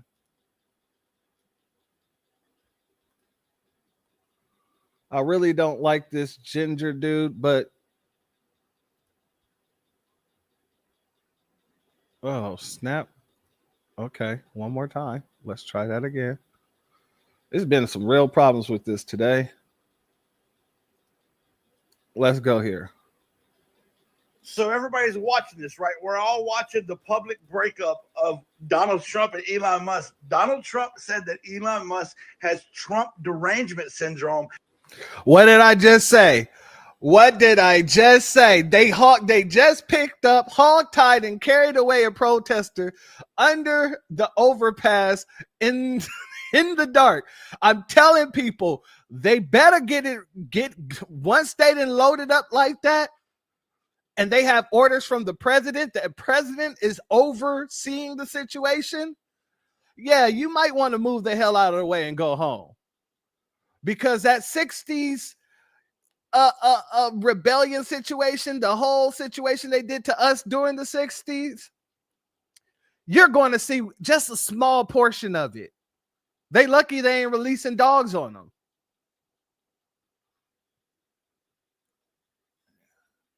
Yeah, they got to make an example out of someone.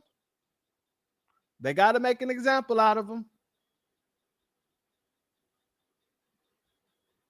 After Elon Musk publicly called out the big, beautiful bill, Elon Musk replied, "Without me, Trump would have lost the election. Dems would control the House and the Republicans would be 51-49 in the Senate." He added, "Such ingratitude." Remember when they sat Zelensky down in the Oval Office and said, you should be thankful. You haven't said thank you once. Now Elon Musk is telling Trump, such ingratitude. Elon Musk just admitted he bought the fucking presidency for Donald Trump. Without Elon Musk and his money, Donald Trump would have lost the election by his own admission. That is an oligarchy. He just admitted what we've all been saying, and you guys swore was a conspiracy. It's an oligarchy. And let me tell you why I don't like what this man just said here. He's saying this like this is a gotcha moment. It's an oligarchy. Joe Biden and almost every president before him, almost every president, has had somebody in his pocket with billions. Joe Biden was rocking with Bill Gates and the Gates Foundation. Wasn't nobody running around screaming oligarchy when we was getting forced to take the Jabby walk. Well, I didn't take it. But when people was getting forced to take the Jabba walk, you didn't hear anybody calling that an oligarchy. But now, since they have, you know, people they don't like. They don't have a problem saying oligarchy. That's what I told. I don't like the hypocrisy. I just don't. And by the way, Elon Musk is over on X right now reposting old tweets from Donald Trump from 2011 and 2012. Like when Donald Trump said, I cannot believe the Republicans are extending the debt ceiling. I'm a Republican. I'm embarrassed. This was 2013. Elon Musk said wise words and pinned it at the top of his X account. So what happens next? I just got off of a live with Don Lemon asking the same question. What happens next? Does Donald Trump? That should tell you a lot right there. That man said he just got off a live with Don Lemon asking him what happens next. So what do you think he's going to say?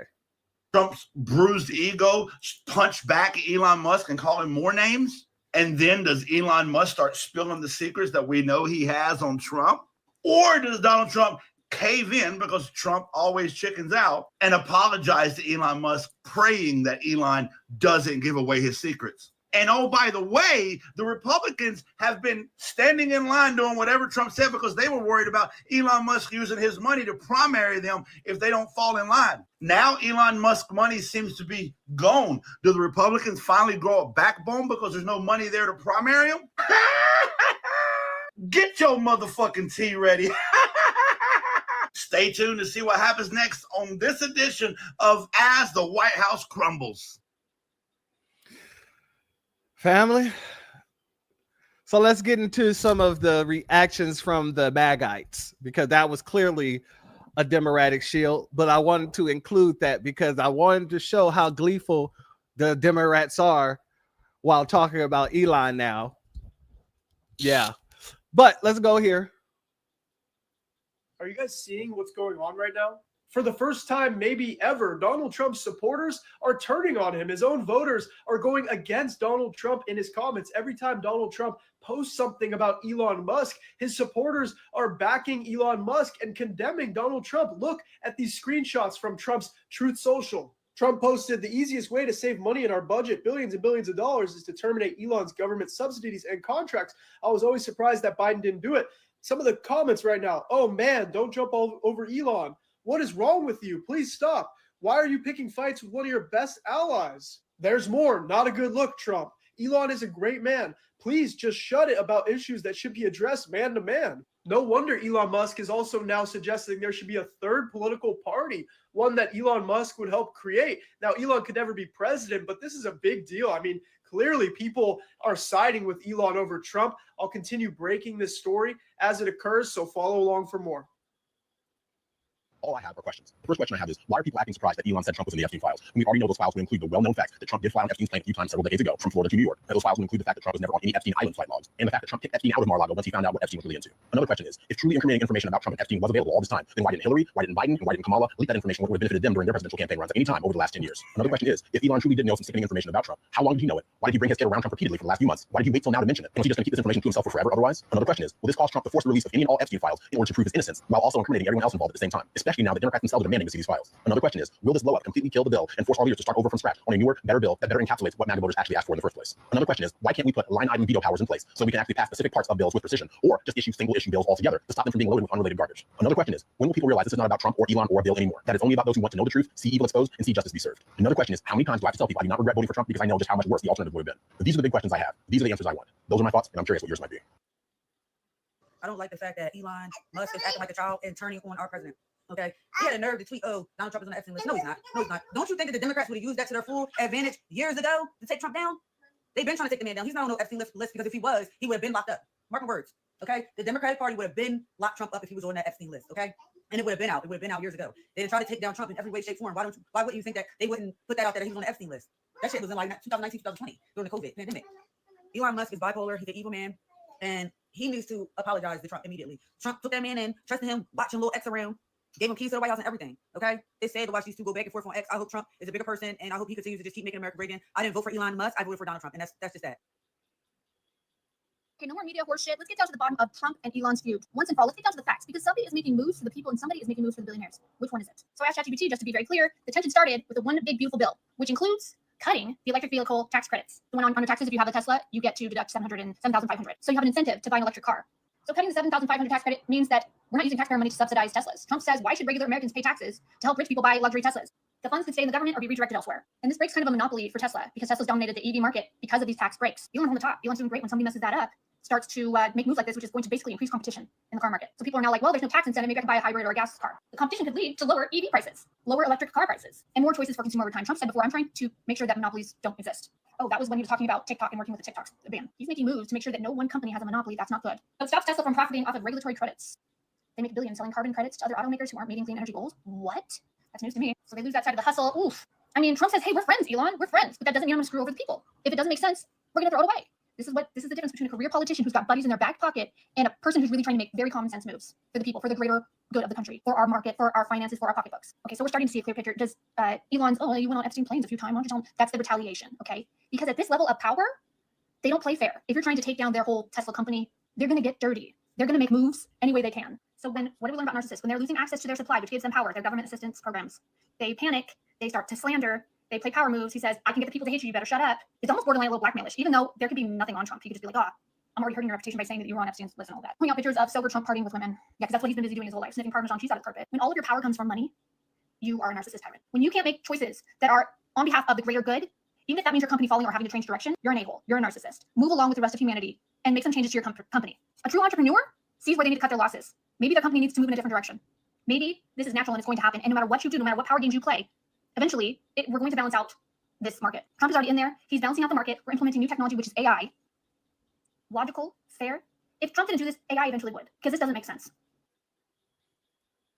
Well, Trump and Elon are arguing like little toddlers.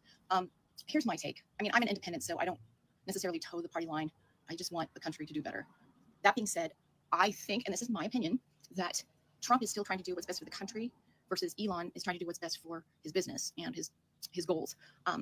Not mandating the EV vehicles is a smart move. Why? Because most of Americans cannot afford to get rid of their car and spend $150,000 on an electric vehicle. They are ending up not going to have any transportation if that mandate goes through.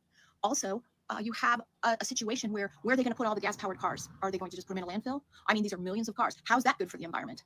I mean, when you think about trashing a system and implementing a new one, you have to have people who can afford it. You have to have a whole grid system that is up to task. I mean, the grid can't handle all the EV vehicles right now, let alone mandating it. So, and then you have people who are paying $12 a dozen for eggs. They're not thinking about going to Mars. I mean, the average American is not thinking about going to Mars. They're thinking about how they can stretch their dollar. And Trump is still focused on getting these tax dollars and tax cuts through and not mandating EV vehicles. I think Elon's being a little toddler. He's biting the hand that feeds him. And you're not going to have people who support Trump, jumping ship and supporting Elon.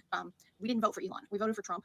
And I mean, Trump is a human. I don't necessarily think there's been no evidence that he was a perpetrator in any of these things on the Epstein list. I mean, so we'll see about that. But it's very interesting. I think Elon's biting off his hand to save his foot. I mean, I don't think it's going to end well for Elon. You don't have people devoted to Elon like they are to what Trump said he would do as far as saving the country. I think Elon has personal opinions that he wants to, that are benefiting him and his company. And Trump's not going to go for it. I mean, he's a businessman through and through. And so sometimes you have to make decisions based on what's best for the country.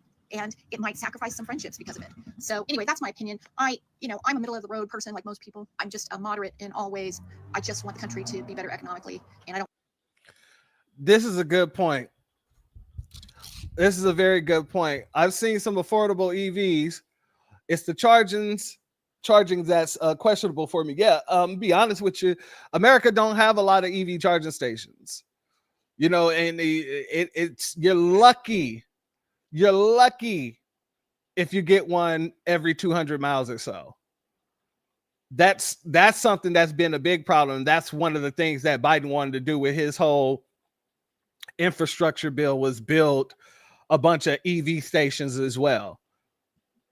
Let's go here, family, because some people who live in the psychosis, when things like this happen,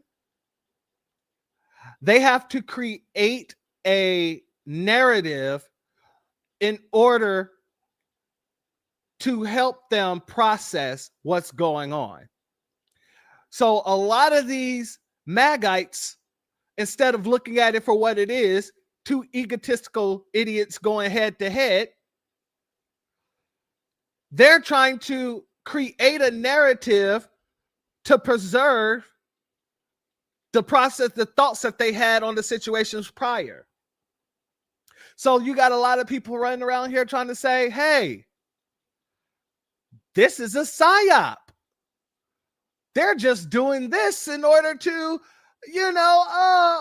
trick the Democrats. Let's go. Hey, Donald, I have a great idea. Now that I'm gone, we should stage a fight. Oh, Elon, you are a genius. We've gotten along great up until you were in the White House. And now, the moment you're leaving, we're going to fight. You are a big, beautiful genius. Hey, what are we going to fight about? I think I'm going to hate the bill that you're passing. Oh, that's good. And you know what I could do next? I could threaten to cancel all of your contracts. I have a magnificent idea. You know how the left has been avoiding and doesn't want the Epstein list to be released? Right? They are totally opposed and have been fighting to not have it released. I have a idea.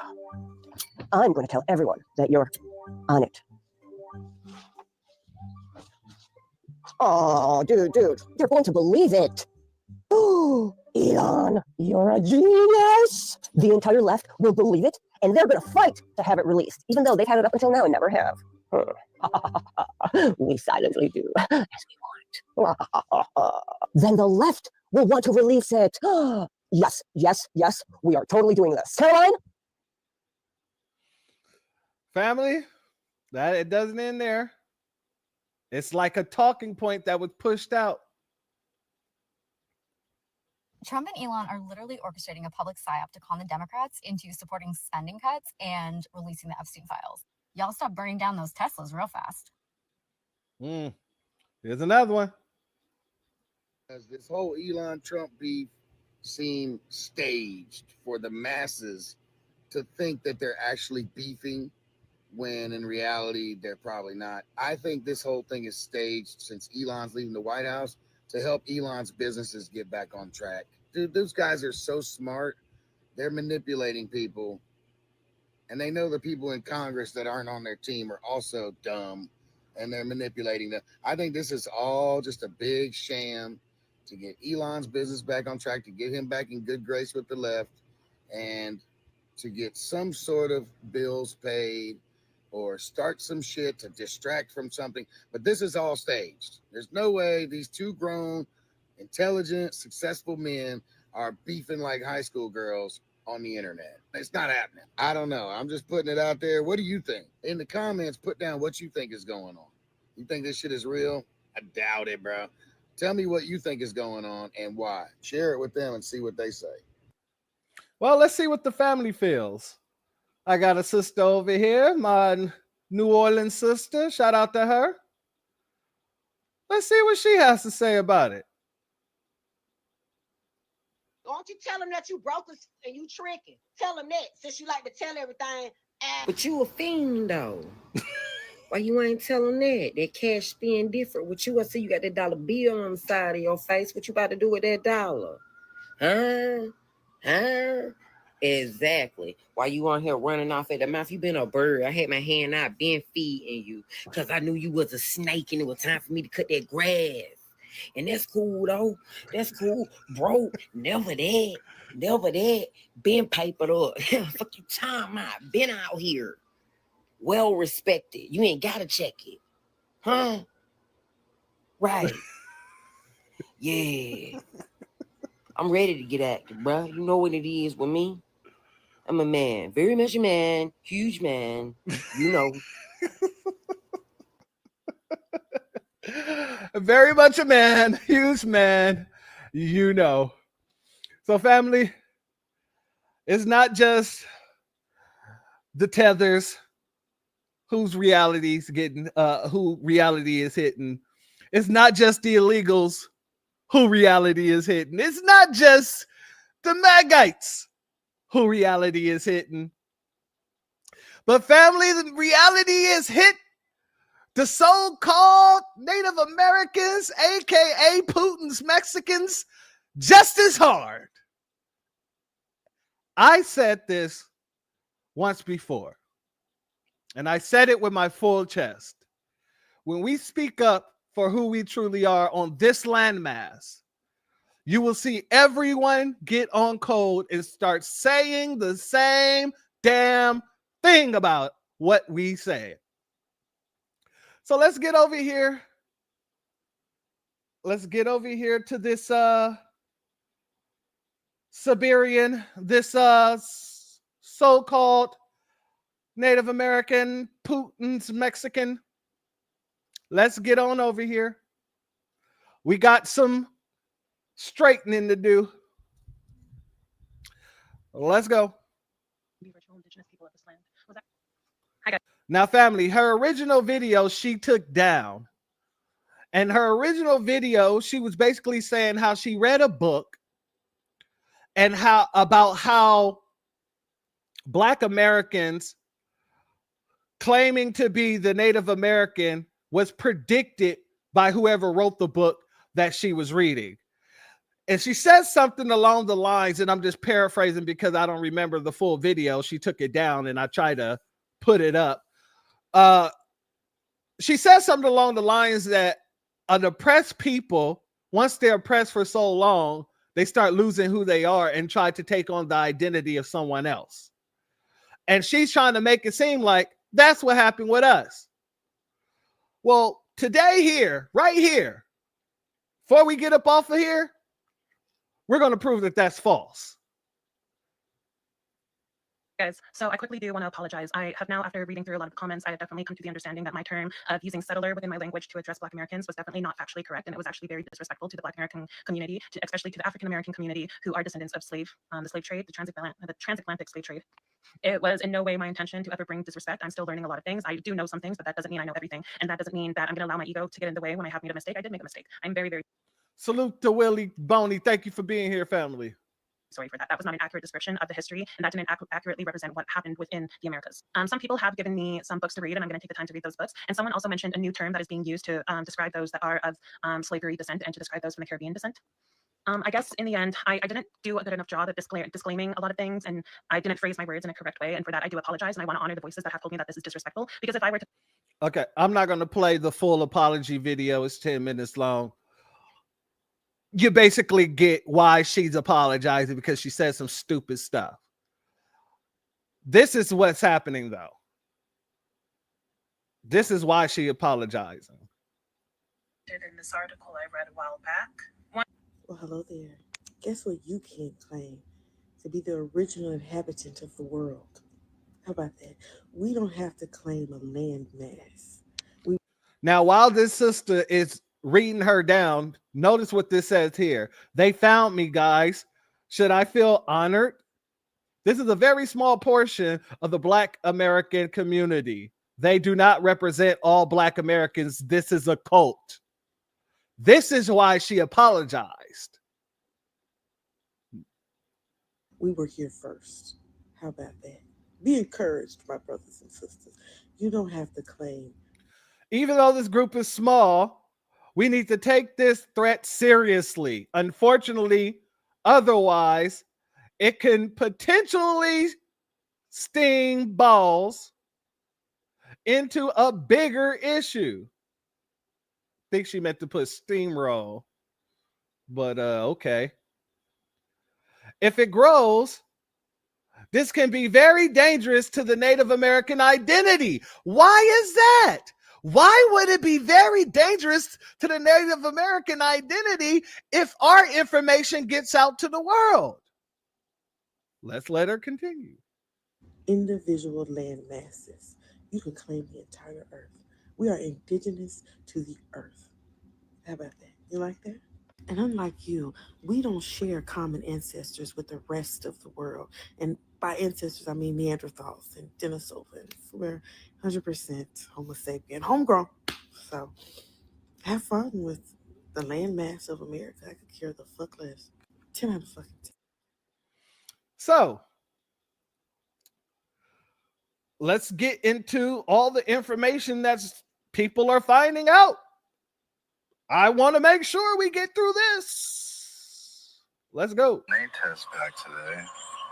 And it says, I got my DNA test back today.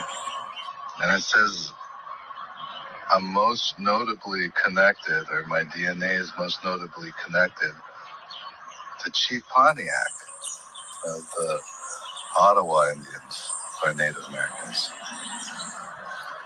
That blew my mind. And I was born in Korea, lived on the streets of South Korea. Similar. But there's not much Korean in me. So this man who was born in Korea, raised in Korea, takes a DNA test. And the DNA test comes back and says that he is connected to the Native Americans over here. The man never stepped foot in Native America. Excuse me, in America. He's never stepped foot on a reservation in America. But yet, his blood is going back and claiming that he is tied to Native Americans.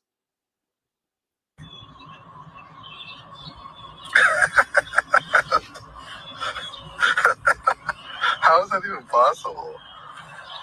So, I'm a Korean from Korea that's not Korean, that's most notably connected to Chief Pontiac.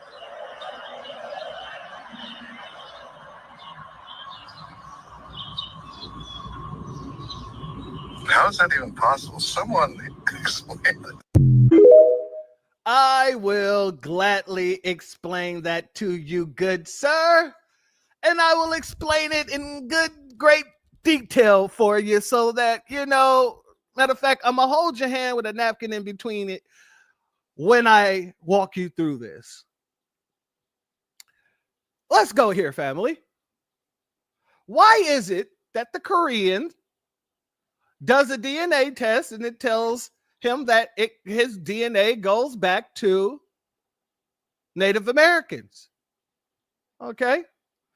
Well, here we go right here. A 2022 study published in the journal Current Biology reveals that the DNA from the 14,000-year-old skeleton found in a cave in southern China, Red Deer Cave, is genetically linked to the ancestors of Native Americans. This research suggests a potential ancient migration route where some populations of southern East Asia traveled north along the coast through Japan and eventually to Siberia and the Bering Straits before crossing into the Americas. Let's go further, shall we? Let's take it just a little further. Let's go further.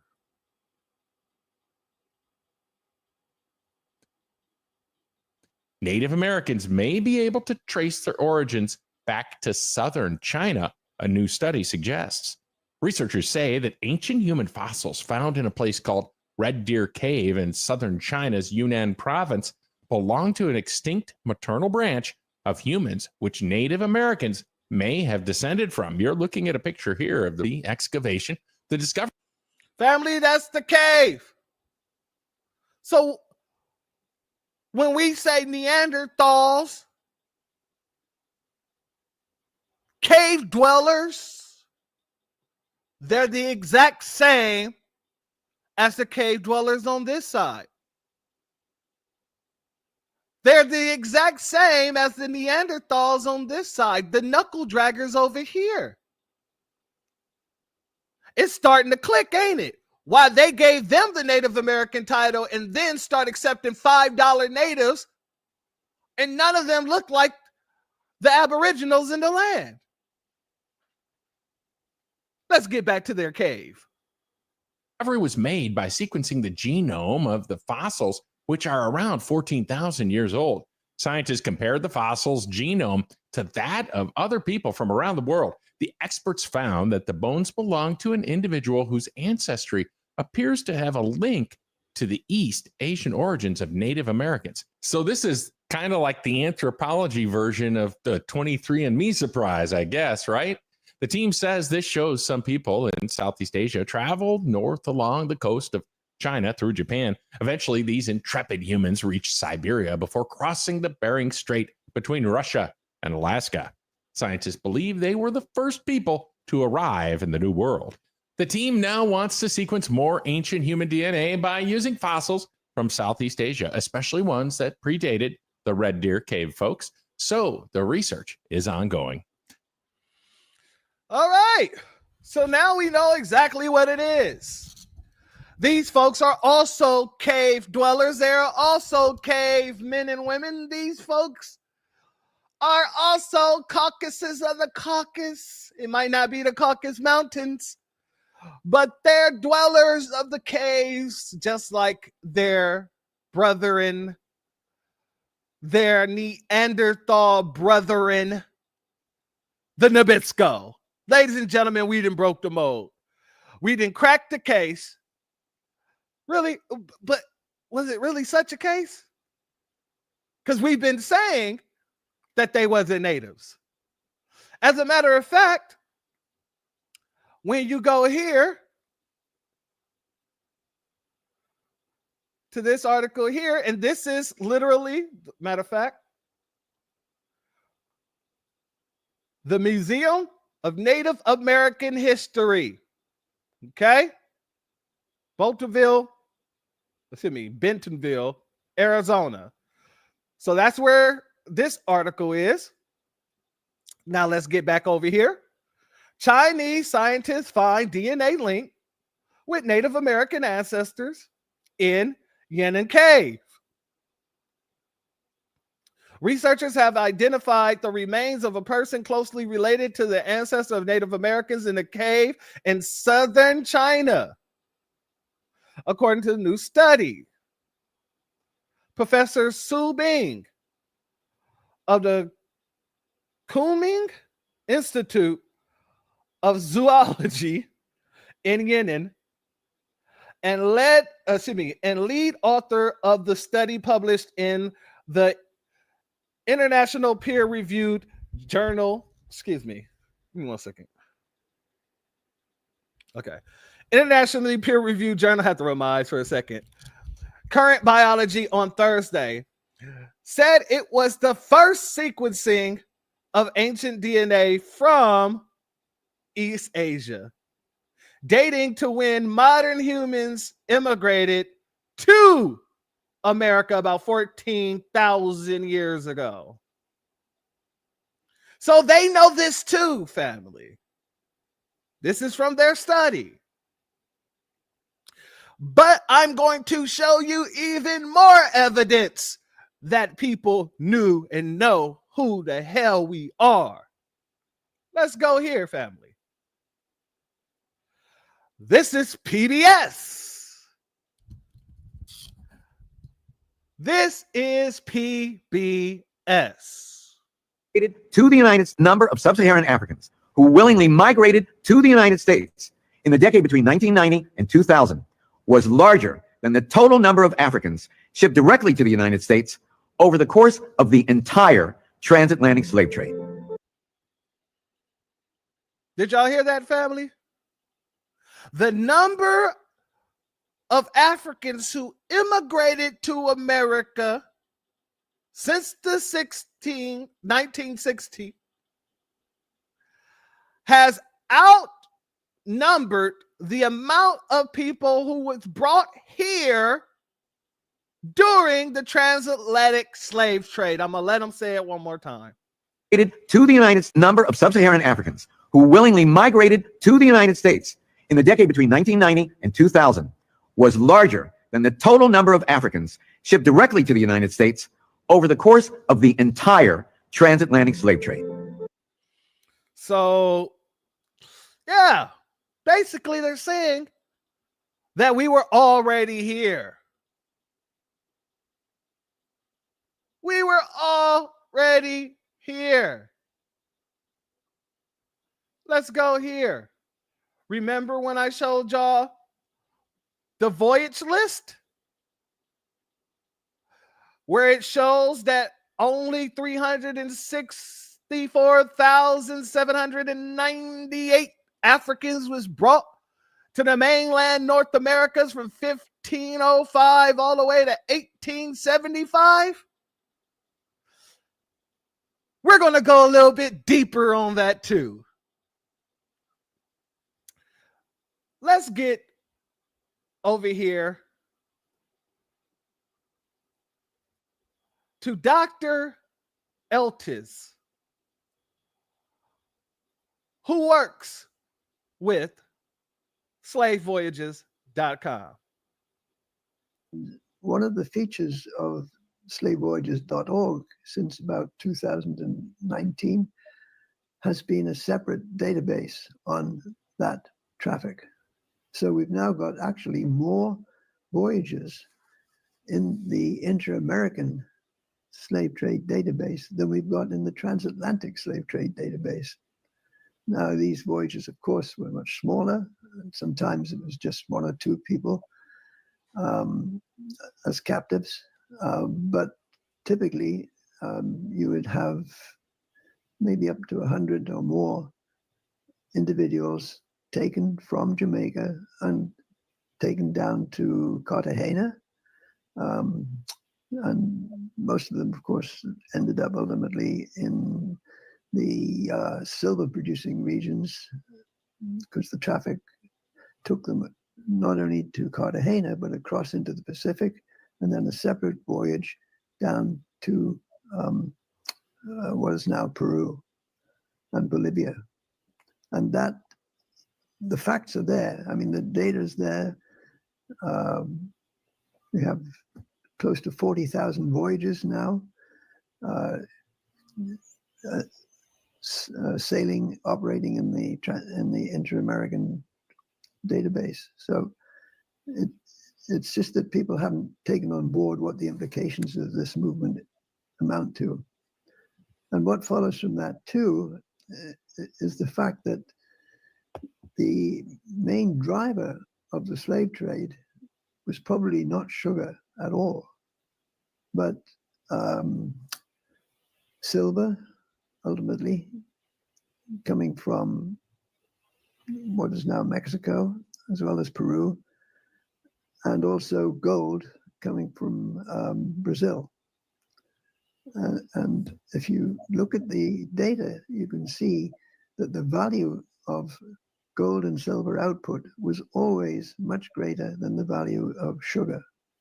I'm happy that we're having this discussion because I remember reading your book. I even looked at the footnotes and you made a point about cotton.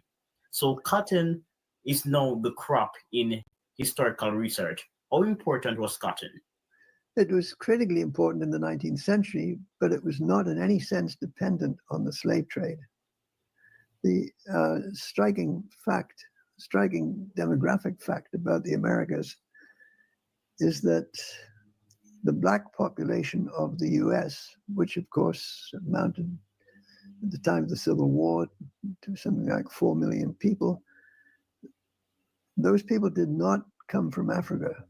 People did not come from Africa. Those people did not come from Africa. Those people did not come from Africa. Those people did not come from Africa. Those people did not come from Africa.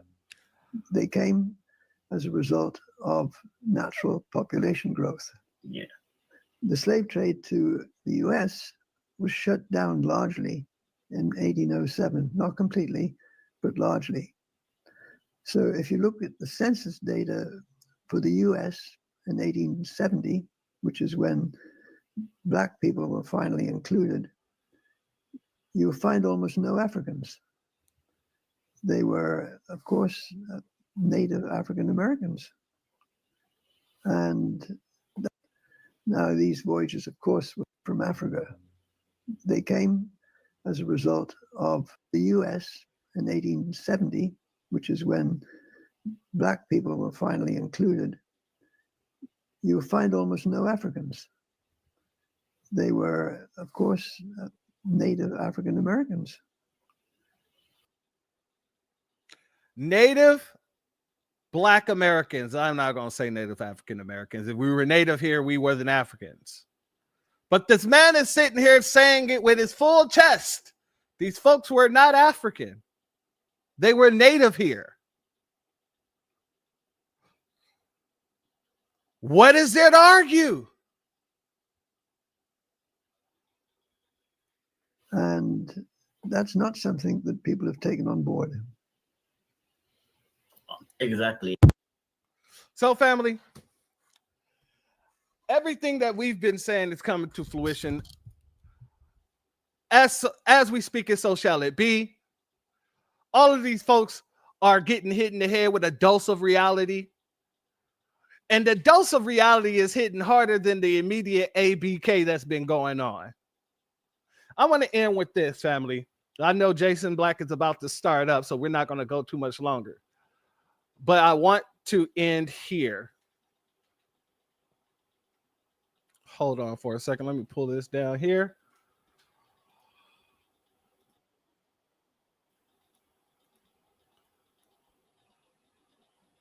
The reality of these situations is hitting harder than the immediate ABK that these folks have been having to deal with. It's been hitting harder than the ABK that these folks have been dealing with. Let's play a couple of clips real quick. You don't give a fuck, man. Come on, you gonna do this here? What you gonna do, boy? What you gonna do in here with everybody here, man? What you gonna do? Get your ass up there and get your fucking. Hey! Hey! Who? Come on, man. Bitch ass. Who? Come on, man. Good, man. Man, I know you got that shit. Man, I ain't do nothing. Shut up! I ain't trying to do shit. Come on, man. That's that immediate ABK. Anti-black karma is in full of freaking effect, ladies and gentlemen. In full freaking effect. And reality's hitting harder than that. Reality's hitting harder than that. As a matter of fact, reality is actually hitting harder than this. Let's go here. Let's go here. Talking to the wrong nigga, bitch. You talking to the wrong nigga, bitch. Ain't nobody touching you. Get the fuck out my face. I don't touch you, bitch. I ain't touch you, Bitch. drunk ass bitch. You the bitch. You drunk ass bitch. You the bitch. Go get your You nigga, the cause I'll bitch. slap you You in the here. bitch. You in the here trying to bitch. harass You him, the bitch. bitch. You in here? You the bitch. I'll slap this bitch. I'll slap this bitch. Yeah, get your bitch or I'll slap her. You the I'm trying to help her. bitch. Kill you, nigga. Nigga, I'm just trying to. What the fuck wrong with I'll slap Man, you not doing shit. What the fuck wrong with y'all? What the fuck wrong with y'all? I'll slap the fuck out both y'all. All right, enough. Woo! Fuck wrong with you, bitch ass nigga. I tried to help you. I tried to help you. I tried to help you, dumb ass nigga. I tried to help you. I love you, dude. I tried to help you. I love you, dude. He didn't beat the love into the man. He didn't beat some love into his heart. Oh, wait, hold on, man. I love you. Hold on. Don't put your hands on me. Keep your hands off me. Now I love you. What's wrong with you, bitch ass nigga? I tried to help you. I tried to help you. I tried to help you, dumb ass nigga. I tried to help you. I love you, dude. I tried to help you. Stop, girl. Stop. I tried to help you. I tried to help you. I tried to help you. Fucking bitch. Don't touch me. What, Don't touch me. bitch? Don't touch me. Don't touch me. Don't touch me. Don't touch me, bitch. Don't touch me, bitch. Don't touch me. How about that? Yeah, what I want to do. Stop, bro. Yo, let him go. Let him go. They tired. They tired. Oh, stop, bitch. Fuck wrong with you, nigga. Fuck wrong with y'all. Yo, chill. You the pussy ass bitch. These kids are dying now. Look here. Stop. Just stop. You suck your own dick, bitch. Stop, right? You be sucking your dick. Why are you doing that? Let's go. Fucking bitch. Oh, she got a nut. She got a nut on her shit.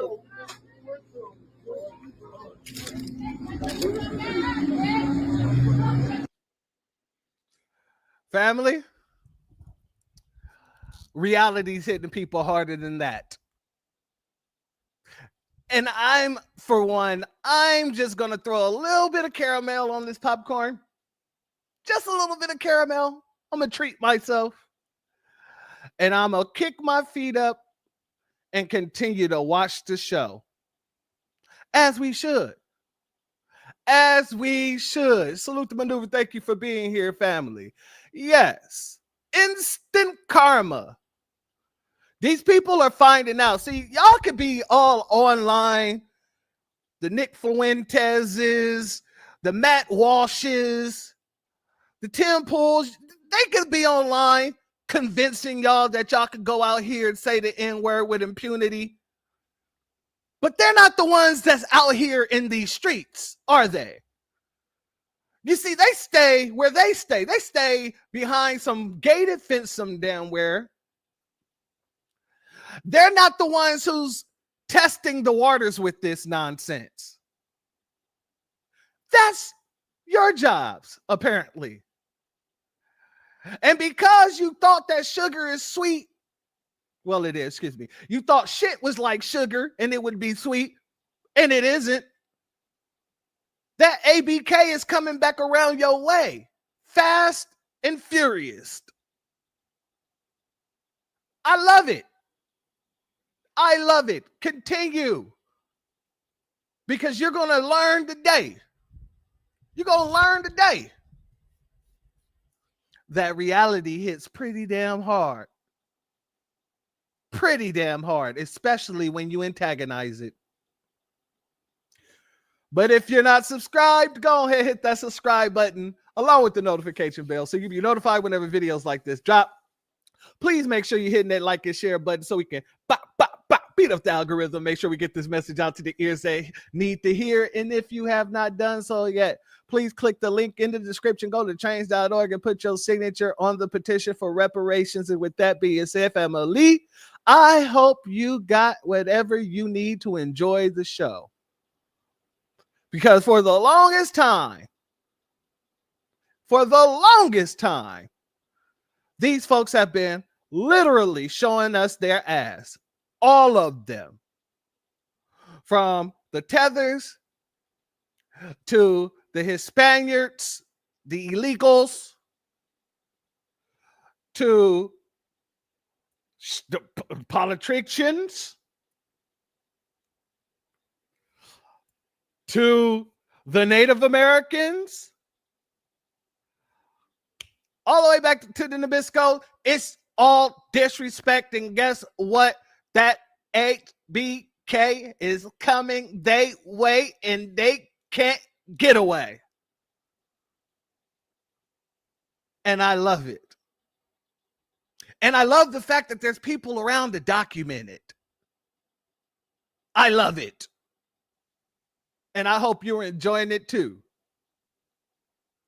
With that being said, family, thank you for being here once again for another Sunday service. The doors of the church are now closed.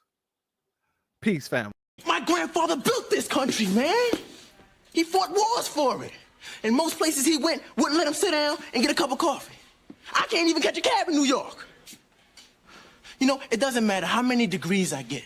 All you people see is color. Your grandfather was an immigrant. You're American. My grandfather was born here, Duke. And you people still look at me as just another nigga. I know that the government, whatever can't stand us black people, he's doing everything in the world to make black man be extinct. But I'm going to tell you one thing, us black people going to survive. Yeah. So fuck everybody. I'm out.